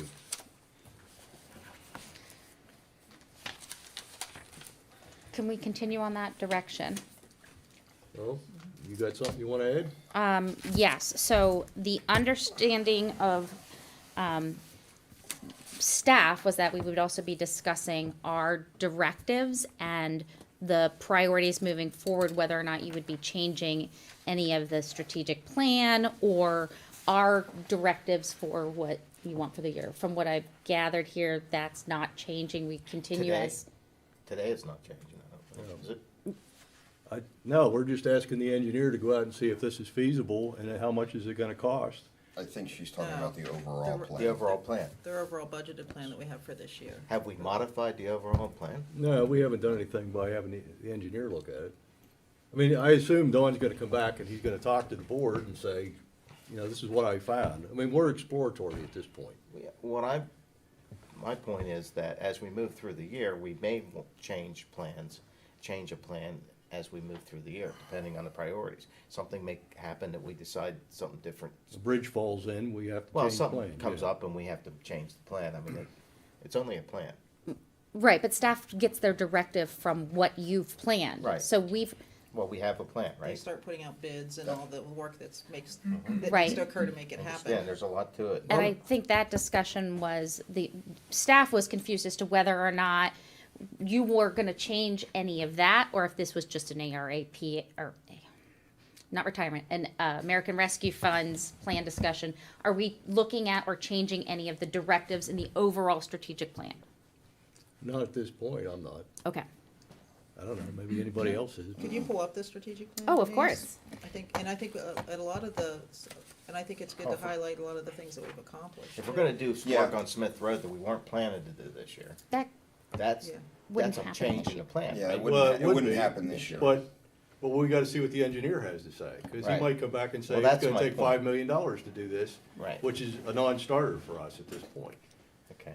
But we don't know. I'm never gonna get that road repaired, am I? Well, it'll happen.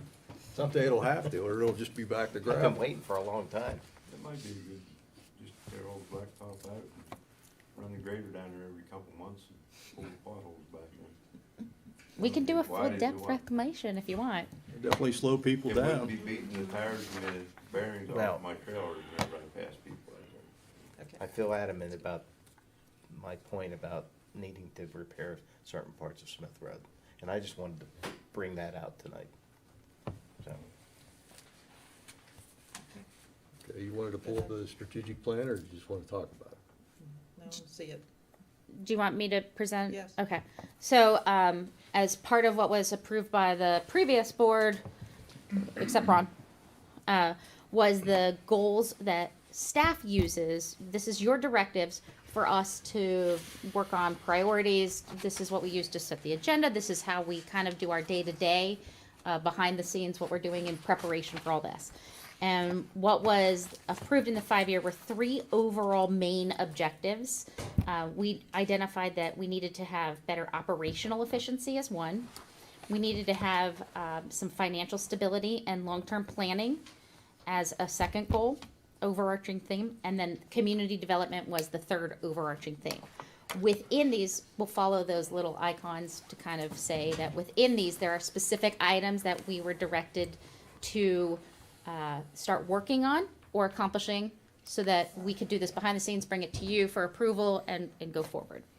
The first one being operational efficiency. We needed an IT plan. Prior to coming here, it was kind of a willy-nilly, piecemealed portion of IT. Another thing was having solid procedures and policy creation.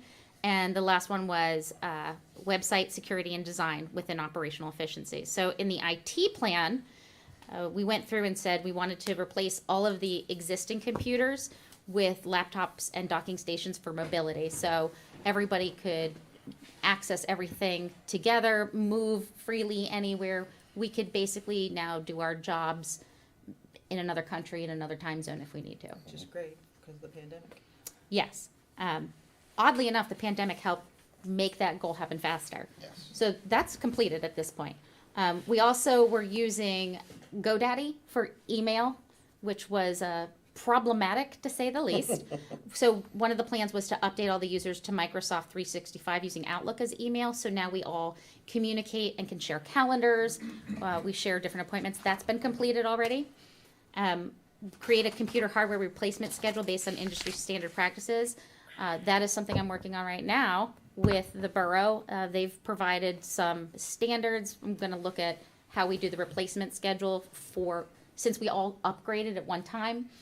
We're going to have to do some upgrades in a separate matter, or else it becomes a large one-time event in budgeting standards. That's happening. We update file structure system in Dropbox. Previously, we were using a personal Dropbox, not business Dropbox. Now we've changed that. Staff has transformed our records. We now do everything in a standardized format electronically, and we have it so that there are permissions given. We have permission-based groups now. I'll give an example. Was previously links were provided and people had ability to edit and see all of our Dropbox files. That's now been locked down a little bit differently so that, for example, employee files are not publicly viewable. That's changed. And then we looked into a VoIP phone system and implementation. Prior to coming here, there were no voicemail boxes. There was no ability to transfer a phone call coming in to the shop or to here. That's now all been completed. Staff now can get phone calls anywhere, make them from anywhere, and that has a whole mobility issue to it. So all except for one item has been completed in that. Just out of curiosity, do you guys use an instant messenger program? We have Teams, Teams. Okay. and it's been an interesting learning curve because we're all kind of learning it, and we're still learning new things on it. But it's been a really good tool for us to be able to communicate quickly and efficiently with each other. So we like it. Yeah, I was just curious of whether did that come with the voice over IP phone package, or did you guys have to purchase that separately? Teams became part of the Microsoft package when we did it? purchased the government licensing. Okay, yeah. So you can Teams us as part of Yeah, I that. didn't realize. We have all that. It's fun. Depending on your definition of fun. It's like tea. Then procedures and policy creation, update personnel manual, and include collaborative performance evaluation criteria. We had to change some FMLA statuses. We just did a vehicle usage in the policy manual. And then we're still working on some of the job positions and getting some of those things done. That's a work in progress. Policies and created by the insurance broker so that some of them are out of date, and we're trying to make sure that our insurances stay low when you have these policies. This is our underwriter. Yeah, our insurance broker has recommended a lot of these policies be in place because we haven't updated them. They're either out of date or they need to be included. So we're working on that. We don't have a fleet management policy. That's one of the things that we're slowly working on. Interactive and blank forms, which are used by staff and residents. We've done some standardization of that. I'm gonna specifically call Brett out on this, as he's been doing amazing at making sure everything on the website is PDF fillable. He specifically has really worked hard on that. Thank you, Brett. Think about. And then creating the defined contribution plan for any new employees that was completed last year. Website security and design, the what you see is what you get, WYSIWYG. Website editor that is mobile, desktop, and laptop compatible. We're still working on that, but we did obtain an SSL certificate to make sure that we have a secure website. We're trying to create, again, user-friendly site with information that is easily accessible, searchable, and creates interactive forms so residents can submit things directly from the site. If you need something, rather than having to print it off or come in and drop it off, we want to try to make it easier for residents to access their government and meet them wherever they're at. Does it include VPN or anything like that? We do not use VPN. Okay. VPN presents its own security risks, and we also do not have a server. So allowing users to pay fees with secure online transactions with minimal convenience fees, that's something that's part of like first thing we needed to get the website secure with an SSL certificate. We're actually with code and what they're doing with this Tracer package, we'll be able to get that access through that. So we don't feel like this is going to be something that we need to work on specifically. We're learning about the Tracer program and implementation plan that's happening this year. So that might happen and be completed through that program. We do have an in-office check reader to allow for timely deposits to banking institutions. It breaks down on a continual basis. We've had some issues with it, so that was completed, but we're starting to realize why that may not be the best choice because of the continual breakdown we've had. Layout sections with a calendar for reoccurring community events and happenings. Brett and Amy have rocked this. Looks wonderful. Have rocked this. They have done fantastic in this. So if you go to our website and you go to Halfmoon Township, there is this calendar, and they have made it so that it is color coded. It tells you what's going on in the community room. It tells you when the meetings are. There's links associated with everything. It shows the roadwork projects too, doesn't it? So the one that we did in our staff planning session does. Okay. We can update this, but we didn't want to put anything out until we knew if you guys were changing our direction. So we can add those, but we didn't want to put stuff up there to take it down. It has all the meetings and Yep. events. But they've rocked this. This is fantastic. So anytime you have a question about, like, do you want to rent the room? You can see if there's already a rental. You can see if there's a meeting night. This is great. So that's been completed. Where in the world did my stuff go now? I learned this cool trick. Alt-tab. Don't make fun of me, Bob. You just figured that out, huh? I just learned that. I don't know where the strategic plan went. Oh, okay. So that's been completed there. Financial stability and long-term planning. This was definitely a goal for everybody, right? We came in and said, we need to pay off the debt that we have and plan for the fact that there will be purchases and large items that we're going to need. Like if we want to repave all of Smith Road or have these things, we need to have some savings built up for equipment purchases or long-term planning that we didn't have. So the capital improvement plans, we wanted to have an equipment capital plan, sell what we don't have and take a look at that. We're still working on some of that. and then an evaluation of what equipment is needed versus what should be leased or rented for infrequent jobs. We're still working on some of those items. And then building a capital improvement plan. So we did an analysis of continuing to rent the current office location and cost to return to Municipal Lane or purchase a modular building for Autumn Meadow location. Dave, this was specifically something you had brought up, which was a great idea. I never thought of the modular portion of this. That is still the long-term goal that we've been talking about, but the purchase of that, which you can use the ARPA money towards that, is something that is more long-term planning, because this move back here will be a temporary so that we can not spend the money on the lease. And then the long-term is still to go back up to Autumn Meadow. I know you've said septic's been done there that allows for that, and that was the original plan anyway. Way back. Yeah. So the zoning and SADO review process, we've been talking about this for a while. We need to determine, we tried to do it in-house with the planning commission. It is so cumbersome, and there needs to be so many stakeholders involved that we do need to look into hiring a consultant.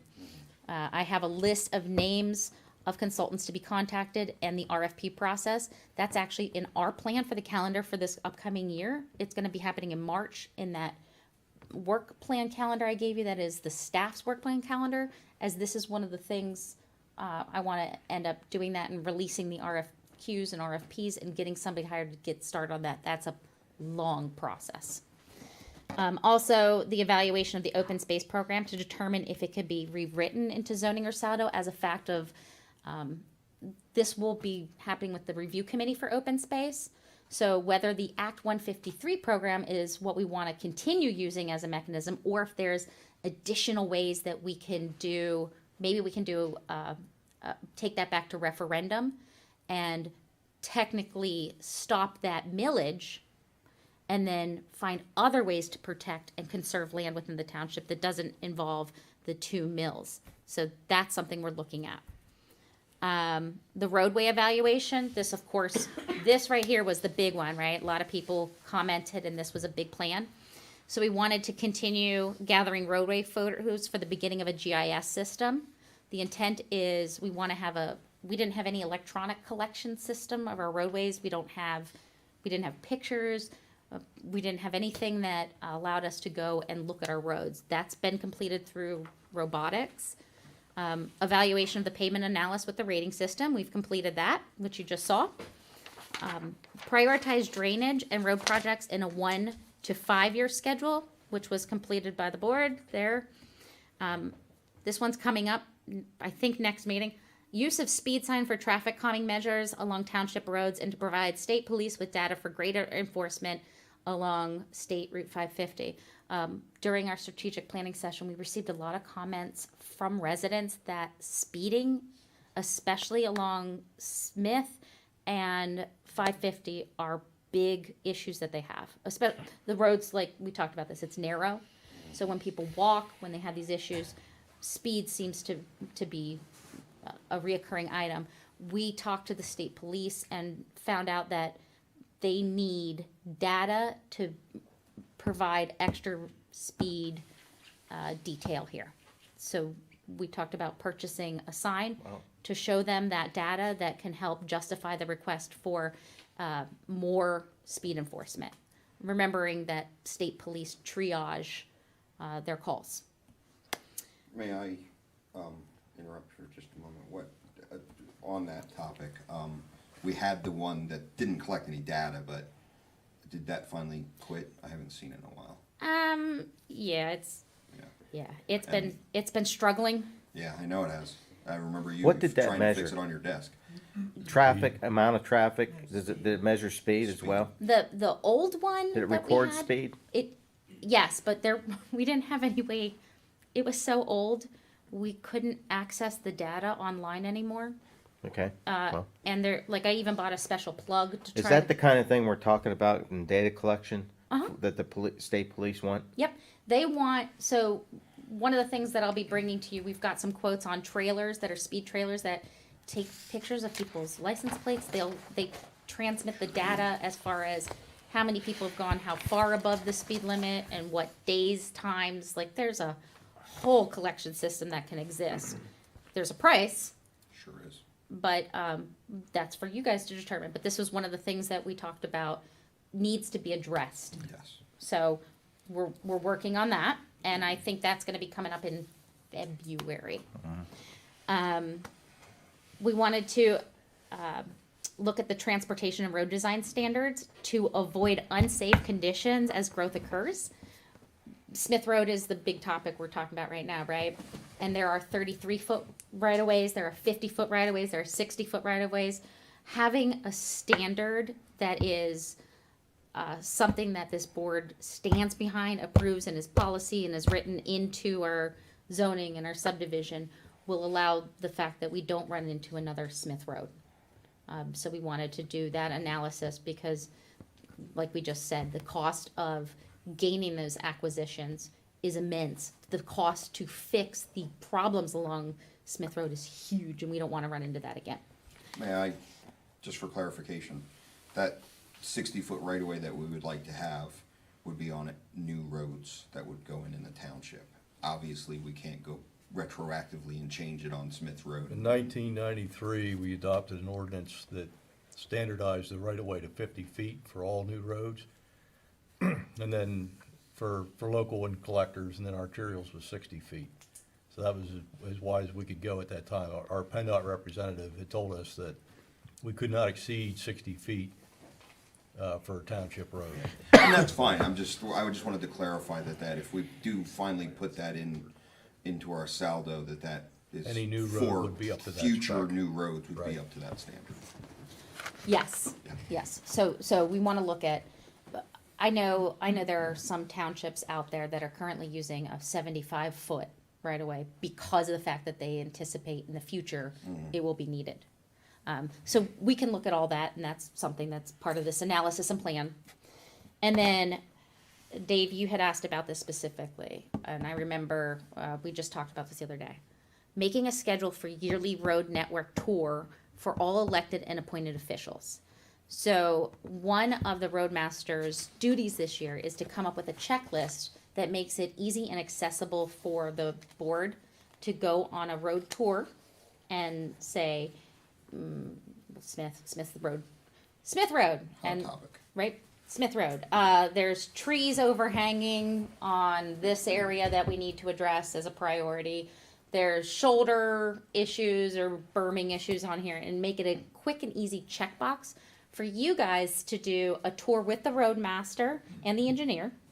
And we'll set those up prior to budget approval for the next year. So you can also then redetermine your priorities based off of your road tours. So that's something new you're going to be seeing this year. That's a goal that has been set. I have a question. Mhm. How much, things like trees, overhanging roads, how much of that is the responsibility of the property owner to maintain? If any. If the tree's in their, on their property, but the branches overhang the road. So if it's in a line of visibility, for example, or if it's gonna create a problem, we can take a boom mower, and we wanna give people, this is why we want this communication to be clear. We do right now go, and if there's an overhang or something's gonna be an issue, we'll take the boom mower and do what, for lack of a better term, like we chomp it up real bad. It's bad. awful. But we want people, and we heard the residents, the complaint we got was from the residents, we don't know, we would take care of that on our own if you'd let us know you're coming along, we'll trim some of this back.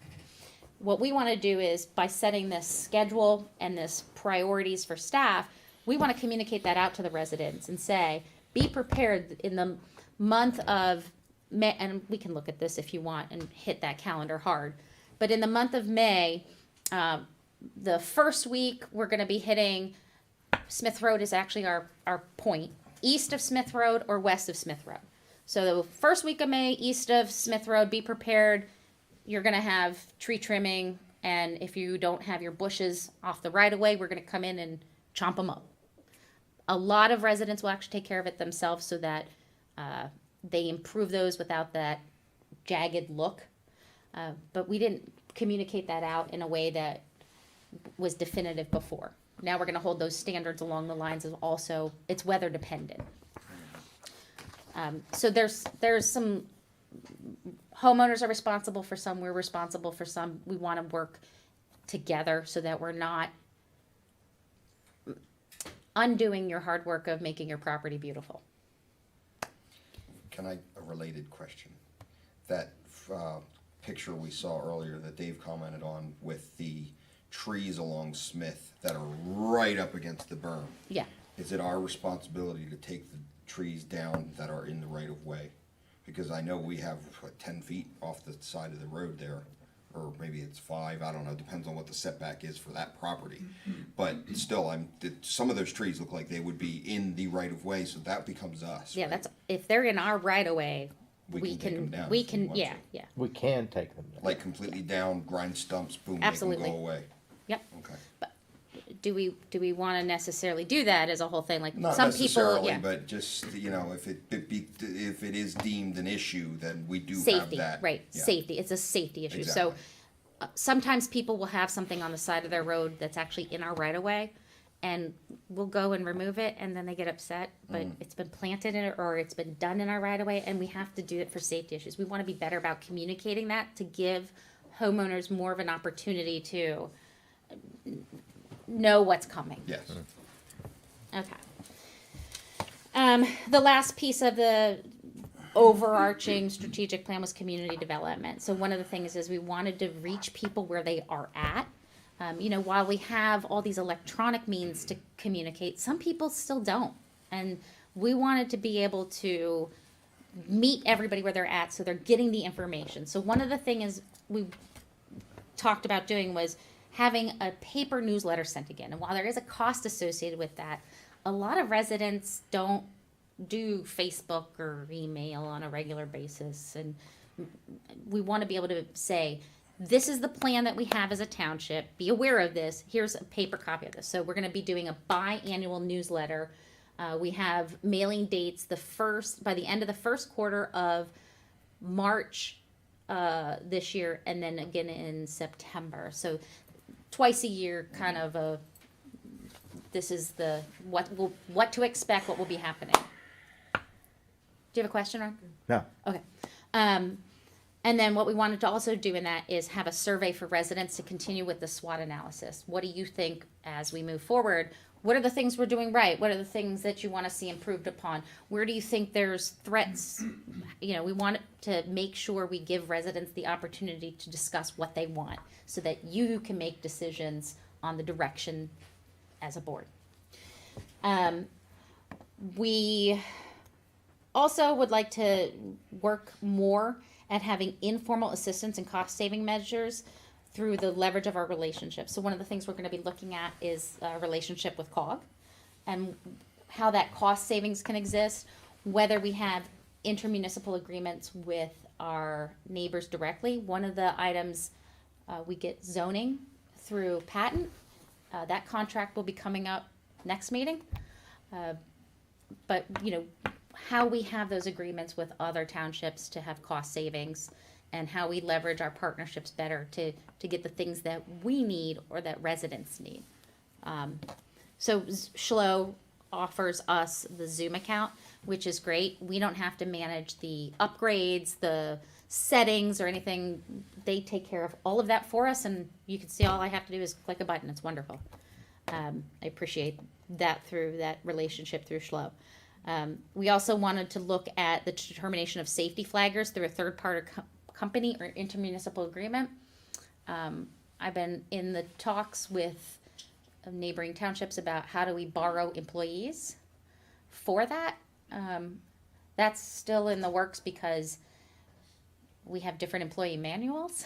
So who's becomes president's Yeah, what's whose that? policy, Yeah, yeah. we're working on that, but we definitely know that we want to borrow each other's labor. And then develop a welcoming and inclusion committee is something we wanted to do. We're looking at having a new packet for new residents. A lot of times we hear new residents say, I didn't know where to go for this or where that is. the history, important phone numbers, how to contact your utilities. Again, they may not know about the website. And going on our website isn't something people always do either. So we've started putting together a list of people within the developments who are willing to be community representatives, that when they get a new resident that they see, they're willing to knock on the door and have a packet that we're in the process of creating.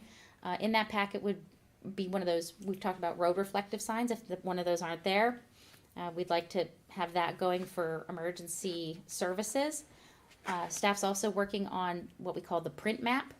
If you recall, there's a huge map and a pullout that has all this information printed on it. It's free for printing because the company reaches out to local businesses to support the printing cost of it. We just have to pay for the mailing. And on it is our zoning map, the roads listing. So if somebody says, I live on Marengo, and somebody goes, where's Marengo? You could pull that out and see all the roads. It also then provides a list of local businesses, of course, which is fantastic. So that helps support the local businesses. And we're just looking for ways to help residents feel welcome. And that's a process we're working on, and we keep trying to make better every day. So that, in a nutshell, in a long nutshell, was the strategic plan that was approved. This is what is the guiding document for our plans, for what goes on your agendas, for how we as staff operate to carry out your plans. And if any of this has changed, or you want to add something, this is a living document as well. Something to consider. Yeah, I just want to commend staff for the progress on all these items you've made so far. Because this is a 4-year plan, 5-year Five. plan? 5-year plan? And I feel like you're already 50% of the way through it, which is fantastic. So applause to staff You've done good. in that regard. I did have one other thing, and I'm a nuts and bolts kind of guy, so we are looking at moving township employees from the pizza place back into this office.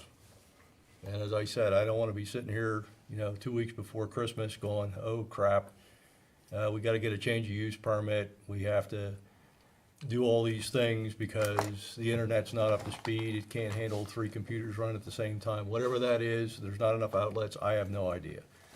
But what I'd like to do, because we have somebody that's on our board, and Ron, I'm gonna point to you, but I'd like to make a caveat with that. I'd like to give Ron authorization to spend, say, $3,000 or $4,000 to contact an architect or somebody who is familiar with that to do the review, to see what we need to get staff over here, so we can get, if we need to make changes to this building, we need to do them now. Because I don't even know if we'd be able to get a contractor in here. But wouldn't Ron, that be, we've already started the steps on that. Where are we? Can we just have an Yeah. update of where we are? Yes. So we are working, we have a couple of, we have a bid with that. If you recall, we had about a $10,000 bid, and I sent it to the solicitor. Zach, are you still on here? Yes, okay. So I sent it to the solicitor, and we found out, it was a very easy job. We've been working with code. It's basically tear down a wall, move a little bit of electric, less than 10,000. which wall are we talking about, tearing down the break room thing here? Yeah, kind of making that a half wall and then putting up a wall there. So we'll have everything, as per the auditors and everything, we'll have things under double lock and key. It'll be much more secure, and that's also gonna help with the audit. What we've been doing is working to find contractors. As you know, it's difficult to do that. But when we looked at the bid that we received, I asked Zach to review it, and he brought up a provision, and I believe we talked about this. This is why we put it on hold for a minute, which was a provision that any public works building needs to have a performance bond that matches the price of the bid. And the people who bid it said, wait a minute, so I gotta put up a performance bond for $10,000 to do a project for you to get my 10,000 back, and you pay me 10. And we said, yeah. Apparently this is a provision that's existed since the 70s, but a lot of municipalities don't know it or do it, and Now we've just doubled the price of our project. we haven't doubled the price. What we've done is now we've limited further the people who are Well, probably. is that a bond of $10,000 or is it $10,000 insurance bond? It's a bond. Zach, I'm going to let you kind of go through this whole thing, but You have to put up $10,000 in order to do a $10,000 project? yes. Zach, can I turn this over to Really? you right now? Yes, so Pennsylvania has a statute called the Public Works Contractor Bond Law of 1967, and the date's important here because it hasn't been touched since 1967, but basically it provides that for all public contracts exceeding $5,000 for construction, reconstruction, renovation, repair of any public building or public work, the prime contractor is required to furnish to the contracting body performance bonds and a payment bond in the amount of 100% of the contract amount. As you all know, $5,000, you can't put a shovel in the ground for $5,000 today. That's just the amount that was in place when they enacted that statute in 1967. It definitely should be updated to, I don't know what the number would be, but to allow for some smaller projects that aren't really necessarily intended to be covered by that statute. Because as you can imagine, in the late 60s, there were probably some projects that you could do for an amount less than $5,000 that would equate to what we're looking at for this particular project. But yes, Denise is correct. The general rule of thumb in Pennsylvania based on that statute is that performance bond and payment bond is required for projects such as this one that would constitute the reconstruction or alteration of a public building. I got a question. So this is for construction, is that correct? This isn't for utilities, like installation of data, things like that. In other words, if I have a space and I'm just putting desks in there and I'm putting data in, it doesn't cover that kind of thing. You're talking about construction, modification of an existing structure. Is that correct? With respect to this statute, yes. Yes, Okay. it speaks to physical construction or reconstruction, additions to a building, tearing down walls, structural changes, those types of things. Furnishing, I think what you're getting at, things that would be more characterized as a furnishing of a building or utilities, that's generally speaking not going to be covered by the statute. Okay. Unless it also contemplates some kind of physical change to the building. Now, what about the change in use that occurred to this building during its renovation? The remediation and renovation that occurred recent years? We will need to apply to a change in use to come back here, which I've been working with the code agency to do this in a manner that meets the letter of the law. So we're not doing something that is illegal now that we know that this $5,000 provision. You have to submit a is there. plan? What's that? Do you have to submit a plan? I don't have to submit an official plan that uses an architect, a design architect. I intend to, where I'm kind of at with this is now knowing this provision, I need to reach out to other contractors and ask them, number one, if they could come and do a bid. You and I had talked about, you said you wanted to do a scope of work. Well, in order to define the cost of a project, what you're going to get for your money, you usually do either a scope of work or you do a detailed design. And you take bids based on that design.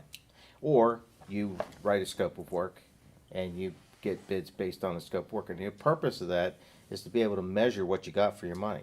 Yes, and so what we've been doing is getting contractors in here, discussing what it is, and they've been providing us with that scope of work, going along the lines of, this is the requirements. What I'm finding is I'm having difficulty getting somebody to commit to that with the performance bond and the payment bond on top of the fact of what it is. So a couple Right. of people have said, oh, well, I'll come and do the bid for you.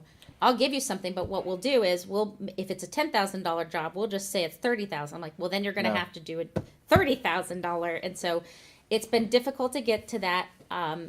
where I'm at right now is I've talked to Ed Finley, the building owner, and said, if we cannot get out in time because of the limitations that exist, are you willing to go and do a month by month extension of our contract now and negotiate that? And he said absolutely. So he's willing to work with us if we can't get a contractor in a timeline that, you know, will get us out by, say, July.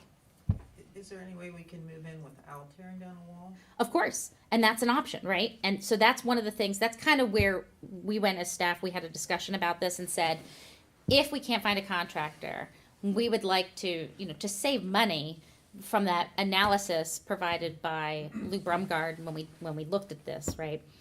We know that it saves money to be here.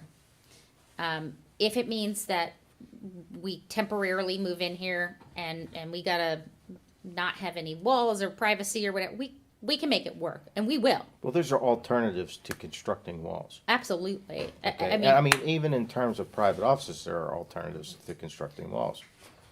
Yeah, I think you were talking about doing cubicles, we were just gonna tear it down, And not there's necessarily put up walls, you Right. weren't building offices. you were Several just gonna put sources for cubicles. that, too. and we're, right, so I'm still Many in the sources. process of having to present you with some items, but I'm in the process, and I will provide you more as we get through this. Do you have the plan, the original plans in your office for the drawings that you showed me the other week? Do you have those? They're still in my office. Okay. Because I want to take a good look at them. And I want to take a good look at the space, just to see what the alternatives are. I mean, I've talked to another contractor, he had no idea what it meant to be bonded. Now, do any contractors actually do that? Yes, a lot. What if you have a $10 million project? They put aside $10 million? They charge a lot. Right. So the thing is, I don't know how we can afford to do this. It's not on us. It's a tremendous amount of money. It's not on us to do that performance bond or, No, it's on the contractor, but they're gonna make you pay for it, one way or the other. very true. Yeah, So this is Very shaking his head. And that's the unfortunate aspect of that statute is that it just, especially for your $10 million contract, it makes sense, right? For something small like this, I think most, the more equitable approach, I think, would be to allow local governments such as yours to judge for yourself, like, is this project small enough that we really don't need to jump through these administrative hoops and require something that's just gonna make us pay more for what we're getting. But the statute is the statute, and, again, the really, if you think about $5,000 in terms of 1967 money, at a minimum, it would be nice if the General Assembly could bring that term up to whatever the adjustment would be for that, so that there would still be some level of public work projects that would still fall within or fall outside of that financial trigger. But, it is what it is, unfortunately. So Zach, are there any waiver provisions at all for that? Is there any can you apply for an exception to that statute? It's hard and fast. Unfortunately, no, not really. The question is really one of whether the project meets the criteria. Yeah. Whether it's construction, reconstruction, alteration, repair. Wow. Okay, thank you. there are also, he's still, We lost We him. lost your sound, Zach. I thought he finished. Zach, we can't hear you. so Zach, if you can hear us, we lost you for the second half of that. Your last. Okay, you guys have been cutting in and out a little bit for me, so if I've been speaking over you, it's not intentional. It's because it's probably frozen on my end. The piece I wanted to just offer is when this was brought to my attention, and Zach said, "Okay, wait, hold before you do action because this is a law that you need to follow." I actually asked him the same kind of question, like, how, like, is there a way around this? And he said a lot of times smaller municipalities will violate this without even knowing they violated it. But we now know. We're on television. We can't do it without. Well, Yeah. I mean, and while the laws, like, sometimes it stinks, but like, this is what it is. We need to follow the rules and regulations in understand. place. Do we have a set of drawings, design drawings for the proposed changes? So we don't, and there's a reason for that right now. I need to contact the original design architect and Mike ask Siggins. some questions, because the reason we have a low amount that will be required to do this project, like a low cost, is because nobody's being compensated for the drawings and the idea behind this. If somebody receives compensation for it, then that changes the amount that this project will need to be. We have some kind of specs, if we can, do you have some specs that you're giving that people are Oh, giving you they're- bids for? They're coming in doing measurements. I'm telling them this will need to move here. This is gonna, So we if need know cap. what those specs are, we just need to know what the specs are. You don't have any written specs. No, and Ron offered to provide written specs that we could then send out, which is great. But I think there's alternatives to construction. This is a real big issue in terms of having to bond that amount of money, or any amount of money that we would want to spend. So, you know, I think and that's an old roll. I mean, it's 1967. That's an old roll. But And it's still a rule. But so Right. we'll continue looking for Exactly. contractors, but Yeah. if We're we hard can't and find a fast. contractor, we might have to look at some alternatives. Absolutely. But in the And I'll look meantime, at we'll alternatives, too. month to month. But I want to get the plan so I can actually sit down and look at the space. Make copies of the plan, like just photocopies, do some sketches, do some scaling. And but I can't just. As out of long as my you're not head. being compensated for it, great. I'm not gonna be compensated for it. I'm confused though, what about if you're compensating someone for it, is that just you'd have to add the cost of whoever's doing the drawings, or does that That then trigger requires something? design professional, which then throws the cost of this through the roof. I won't stamp it, okay? I'll just write something. We need to contact Mike Siggins to get his permission to use his drawings. Is that where we're at? Will you, I've intended to do that, yes. do we own the drawings? No. No, we don't ever own the drawings. And I need to ask that, but if he doesn't provide us with that permission. What were the deliverables then? The drawings? Yeah, that he owns them, they're copyrighted. Yeah. Every surveyor's and engineers or architect's drawings are usually copyrighted, so you can't just make a copy of it and hand it out. No, I'm not saying that we should do that. Yeah. And we can use it as a basis, though, Not for without our permission. own Yeah. statement of work. We're not doing a design. It's simply specifying what we want built. Or- Sounds or- like Denise is working on that. I am. What's the time frame? I was actually working on trying to contact Mike Siggins today. Some stuff got in the way with the plan stuff that came through today. I'm planning on calling him tomorrow, Right. actually. Well, We ought to move I along would here. like to have it at our next supervisors meeting, to have some kind of information either from Mike Siggins with a release, or if he needs to be paid, we need to authorize money to pay him, or whatever it takes. And I can come up with some alternatives too Yeah. before the next meeting too. Yeah, and if you can do that, that'd be great. I know what'll happen, this will stagnate, and then we'll be sitting there, I do not wanna rent that pizza place, not one day more. I agree. We need to get it out of there. Need to get it out of there ASAP, and whatever we can do to get out of there, I'm all. Leave the in mice favor of it. behind. I think it's being worked on. So, thanks, Denise. Welcome. Anybody have anything else on the building? Anybody got any wishes, dreams, hopes, aspirations? Well, we're not down there yet. We're not down there yet? I'm feeling like we're getting there. Okay. We'll move on.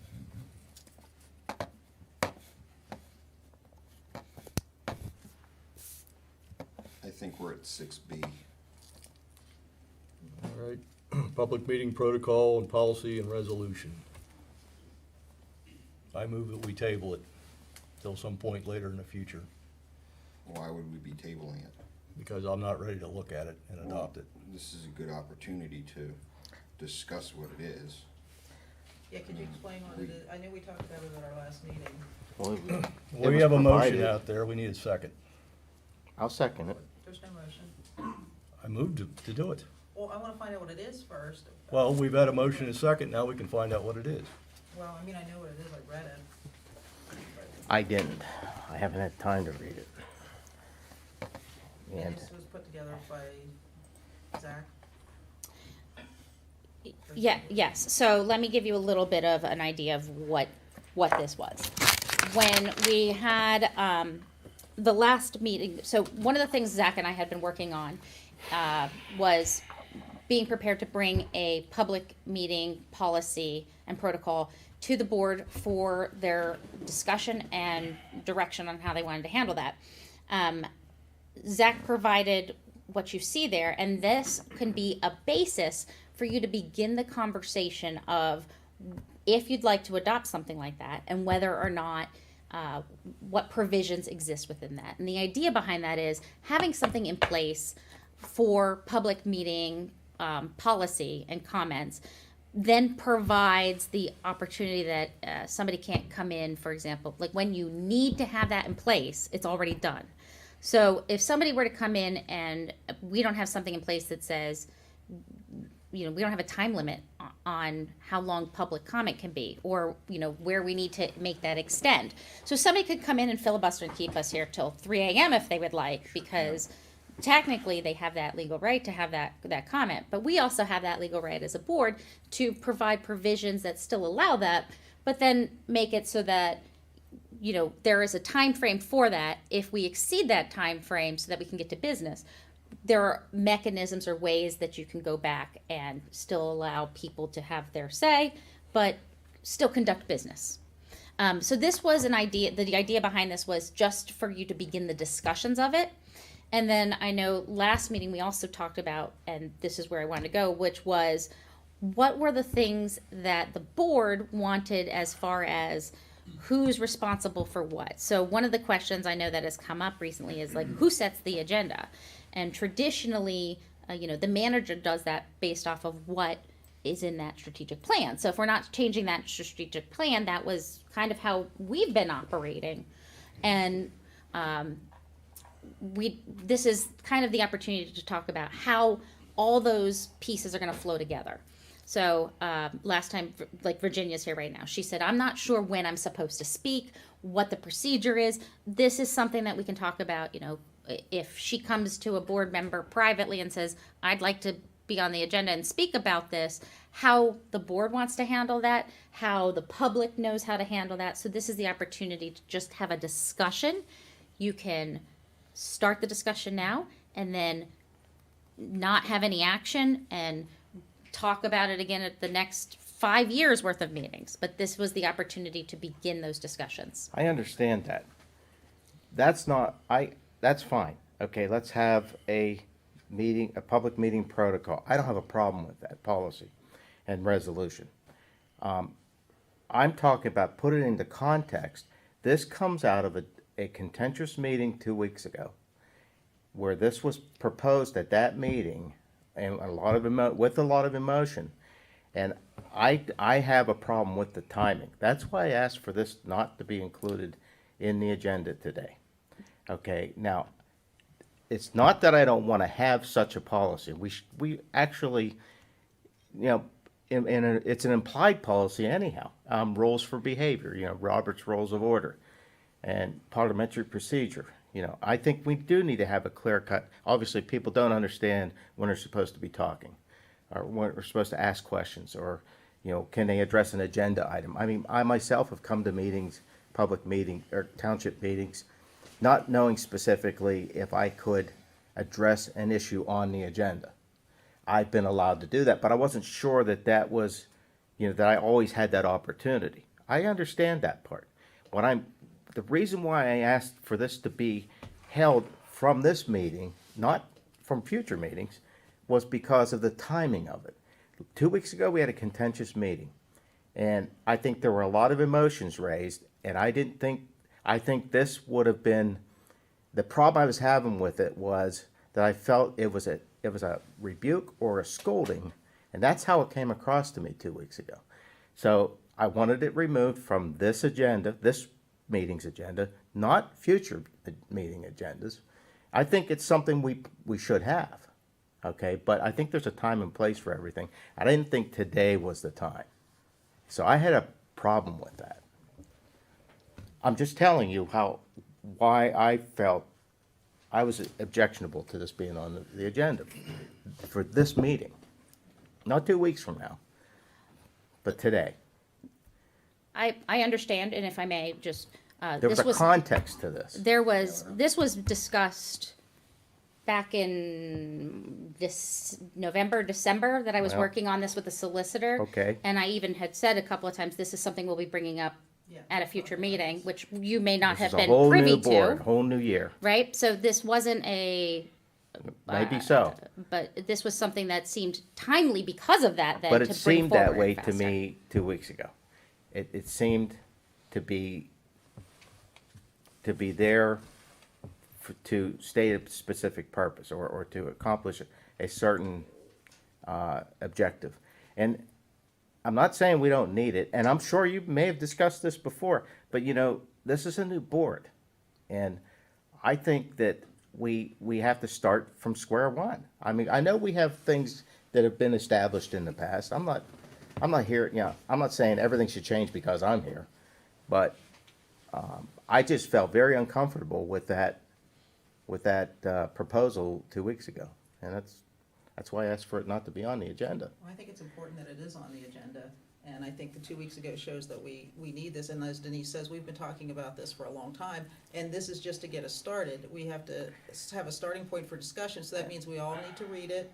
We don't have to take any action tonight, and I don't think that was the intention, but this was being worked on with the solicitor as a model for other townships, and it's just a point where just read it and we'll be discussing it. I don't think it's a front to anybody, it's just something, and we can't discuss things unless we get them on the agenda and start moving them. So I don't think there's any issue here, and I don't really think there's any action at this point. We just need to read it and be prepared to discuss it in the future. Okay, so it's just to state that that's the purpose and that's it?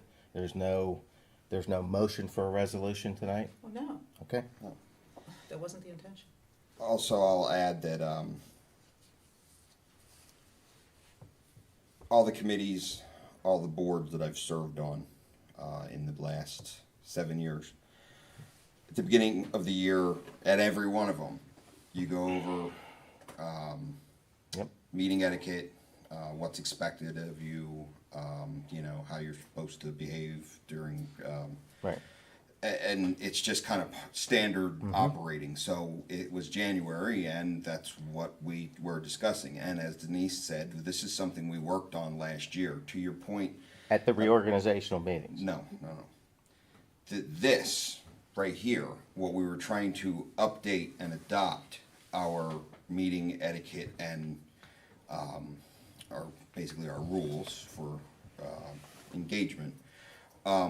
We've been working on that since earlier last year.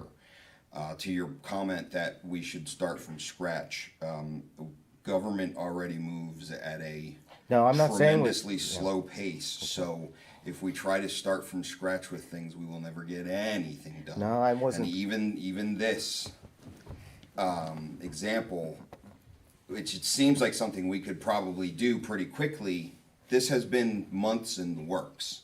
So we do have to continue moving forward on the things that we are working on, regardless of whether we have a new member or 5 new members. The business has to keep moving Well, I forward. understand that, and what I was saying earlier was that we can't start from scratch. I don't expect us to start from scratch just because I'm here now. Things have been long established and we're proceeding through, and we have to continue to make progress. I get that. So in case I was misunderstood, I don't expect us to start from scratch. But I do think there's a time and place to present something. So, It's been motioned and moved and seconded. All those in favor What of are, table? what are we, whoa, what are we voting on? What was We're the voting on motion? tabling nothing it to till a later table. date. But I thought we were, That's- we're supposed to be discussing this. This is the Well, we beginning have- of the conversation. No, Well, we just got it out there for this meeting. yeah, so I think we're done with it for this meeting, so there's nothing to But we've had a table. motion and a second, so all those in favor of tabling, say aye. Aye. aye. There's nothing to table, we just discussed it. We're tabling the subject. Till the next meeting. Well, so some point in the future, whatever that happens to be. May I also add one of the, Those opposed say nay. Nay. Nay. 2 nays. Bob and Patty. Go ahead. may I also add, we had kind of intended for this to be the springboard also for what those, how you want to operate within staff. I have a list of questions of, we had talked about last meeting, who answers, like, when a complaint comes in through the board, for example, to the board email, right? And the manager's copied, who, the board that was here in place is how I got hired, and the understanding of how things worked kind of just happened. What's been changing is there's clearly a different dynamic. So we wanted some direction on, okay, when that happens, when a complaint comes in, are we going to continue with, for example, traditionally the manager and staff handle the first level email or phone complaints. Then if any one member gets a complaint, they give it to the staff or the manager rather than handle it individually or recommend people come to the board. So that way, we had talked last meeting about having some of these protocols and pieces in place and seeing that we're making sure that everybody has these established. So, But is that covered within the public meeting protocol and policy? we can talk about I it as mean, part of this, I because think- that's what the intent was on this, was to have that discussion of who's responsible for what, who's responding to things, because, you know, there are comments that come in. Do you want me to print off every comment and provide it? Some of the comments staff handles. We want to make sure that those items are being handled the way that you want us all to handle them. And we're all on the same page Right. of how they should be handled. Yes. And what the first line should be. Yeah, I think that's very important. So, I was thinking more, very specifically about the public meetings, not, I know there's protocols to handle calls, emails, complaints, whoever they come to. I think there's a process, there should be a process there that's funneled to the people who can best address it. And, I look at myself as a board member is I individually can't do anything. That's how I look. I represent the township on these committees at COG. I can talk to people, people can talk to me, but I've got to do something with that information. I can't act on it myself. I mean, I've got to give that to you. And, or I have to put it on an agenda for us to discuss as a board in a public meeting. But individually, as a supervisor, I can't address a person's complaint. and that's where we wanted to have some protocols set Well, up I understand that. for that. Yeah, that's a good idea. Can we discuss that? Yeah. We can, don't want to Sure. discuss it now, but we can discuss it. When would you like to discuss this? Well, here's the deal. It's 9:00, folks. And we have to have an executive session because the manager requested one at the end of this. We have supervisors' reports, we have good and welfare. Do you have any diversity things? No, I don't. Okay. Well, so we don't have any diversity stuff tonight. Do But- we want to move through the agenda and then have the executive session? Denise, do you have some specifics on the protocols that we can, is That there we can something review. drafted and that we can discuss? I have a list of some questions that we just want to make sure, like, requests of staff. So like typically, they're done through the manager and then I delegate them out. And then that applies to agencies or consultants. And, who contacts the solicitor? Typically, this is what we've done, I contact the solicitor if you have specific questions or issues. It comes through me that then I do and then delegate back out because, if every supervisor is contacting the solicitor, that ups our bill because then the solicitor then has to contact me to let me know what's going on, may have to contact each of you, can citizens contact the solicitor? So I've seen bills and municipalities where any citizen can contact the solicitor, but then that's your generally legal not how it bills go. works.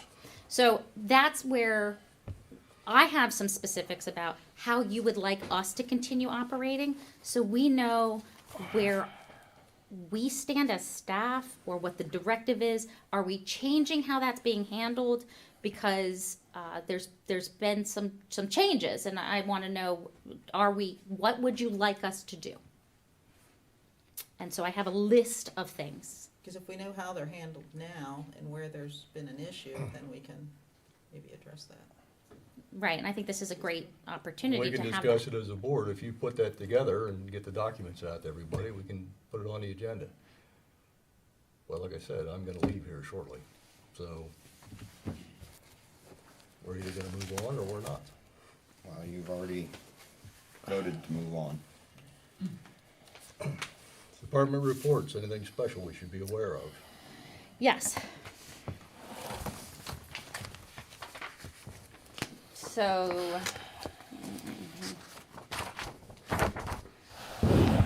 you'll see in your packets for the zoning officer, so Nicole has, as the acting zoning officer, she is now giving you a written report that provides a development update or different requests, so that if you have any questions about what's been going on in the township, as far as any zoning requests, that is now something that is being provided. If you have questions on that at any time, again, this goes back to, I don't know what you want from us. Do you want the zoning officer to be in meeting attendance so that she can answer these questions? How, typically, that's all been left to my discretion. I don't know what you'd like, if you want to change that. Designee? So that's, we're gonna be discussing, she has to be appointed at Patton as the actual zoning officer before we contract. She isn't appointed officially yet. That's happening soon, so the next meeting, you'll see that on your agenda. That we will then look at the contract. We've appointed her as acting, but then we'll do the contract and appoint her as zoning officer instead of acting zoning officer. And if you look at the calendar that I provided to you, the staff work plan, that's listed out on your agendas as well for the upcoming year. There's a whole portion of that. So if you have any questions on the zoning officer one, that's available there. The roadmaster has provided his report. Read that. I don't know if you have any questions about that. We got 2 loads of salt this past week and a load of anti-skid. Have to say, they have, so Scott and Jim have been doing phenomenal work on the roads, and they are doing a great job. Any questions on that? None. Okay, so the board report for the manager, I do have a couple of things that were not on there that I wanted to make you aware of. We're currently in our 2021 fiscal year audit with Boyer and Ritter. That's happening all this week. We will, of course, if you look at the long-term work plan for this year, Boyer and Ritter, after they do their audit, will then provide reports and come to a board meeting and give us the officials on that, but I just wanted to let you know that is currently happening this week. We are in our fiscal year audit. Things have been great. We've been pleased. They'll be coming to a board meeting for the future. Additionally, I met with Thomas and Michelle Spanos. Thomas is a 15-year-old who would like to do a Eagle Scouts project for the township. He's going to be taking over the Little Pantry project. If you remember the free Little Pantry that we were doing here, there was the person who was working on it had to change direction in their life due to some personal issues. So that kind of sat on hold for a little bit. When Thomas came back and proposed an Eagle Scout project to me, I suggested he kind of pick up that project. That will be coming back to you, and that will be his Eagle Scout project. There will be a proposal for that headed your way as well. So that is some more information for the board.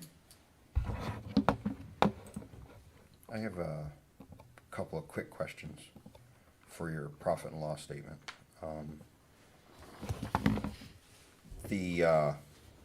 In health, line, 365, right at the beginning, you're at 19.1% of the budget. Why is that number so high this early in the year? Brett, do you want to? Yeah, sorry, but You bring that up. Oh, I'm so sorry. I don't want to put you on. Where are you? I was gonna say, what was the question? about 8 lines down. What number? You have income. It's under income, so this would be, money coming in, I Oh. believe. But 365, health. You're at 19.1% of the projected overall That is budget. Dog license income. Okay. Falls under health. Gotcha. Okay, there were a couple others. So it's just higher numbers, because I believe when you're like on budget for a year after a month, it would be like 8.7% or something like that. But you have a couple others that are, what is this? In the expenses, community development. Am I reading that right? Yeah, is that 23.8% of the budget? What is that? Line 460. Thank you. .000, sorry. And then there's one more, 483, just Oh. below that, non-uniform pension contributions, and that's at 91%. So community development also covers our zoning officer and planning. Community development, that falls under that whole line Okay. item. So some of that's the contracted services through the zoning officer. Okay. And some planning. Am I missing something on that for community services you'd like to add? Community development generally with us isn't those features, they go a little higher.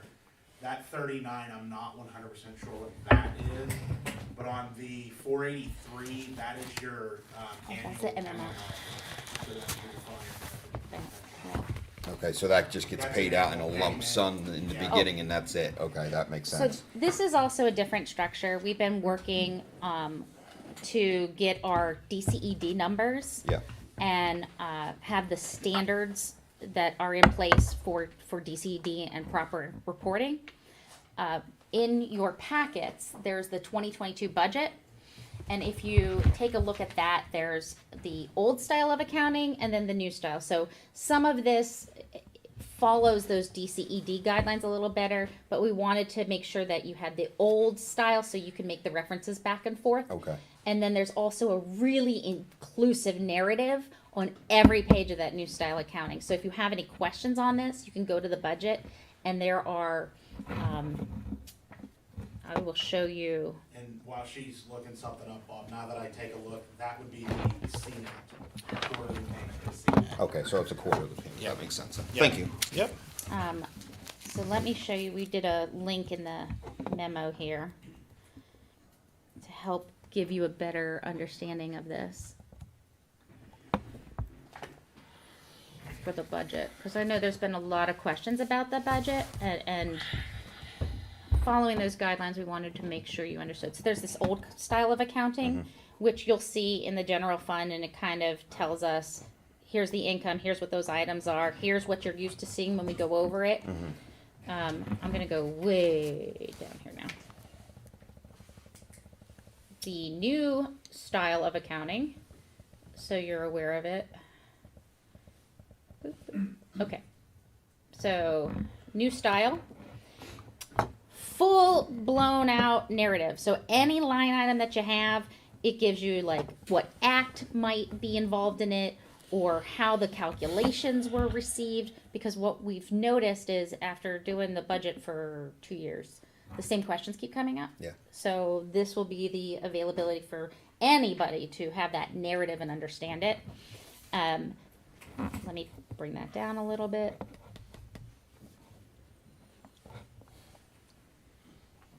And then you'll see the budget with the corresponding item. And then you can see like taxes have the 300, that will be in your profit and loss, but all those individual pieces are broken down off the DCED numbers. So you'll see when you do your profit and loss, this is the total for the taxes at 823, but you can break it down further. So we're trying to be more transparent with what's involved in each item and how you can go back and reference what those line items are based off of standards that the DCED sets. Good. We're Thanks. hoping this will be a better way for you to have, if you have those questions, you can reference it. So that is your red folder for the 2022 budget. Well, you're right. It's good for all of us on the board to have those narratives, to know exactly what each line item consists of. It's also very good. This is something that's available for public consumption as well, correct? Yes, yes. Yeah, it's good for anyone who's worried about spending within the township. They're free to access this information and look up exactly what it is that they're paying for line by line. So, thank you. Welcome. For reports? Yes, are there any other questions on have anything sent? Okay, supervisors reports. Anybody have anything they want to add this evening? Take it away. I don't have anything since the last meeting, because all mine are at the beginning of the month, so nothing new to report. Boy, you're lucky. The only one that's really of note, I attended the solar power purchasing agreement work group meeting yesterday morning, and we met, Tuesday morning, excuse me. We selected a new board chair, Gretchen Brandt of State College Area School District. She's the new chair, as I just said. And our new vice chair is Jason Grotini of, I believe he works with the State College Borough Water Authority, but that's the representative he is on this work group. We established that our public meetings will be held on at 9 a.m. the fourth Wednesday of each month, and the project management team, led by Randy Brown of SCASD, is in discussions with our consultant Green Sky to have a request for information about potential projects to help determine the quality of electricity, the quantity of electricity that should be included in any request for proposals that will be filed in the future, and what the next steps should be for the working group. Just to give you a little, you're new to this one, what we're doing is, it's a large conglomerate of government-ish entities, water authority, school district, municipalities. There's so many, I can't list them all, I can't remember them all.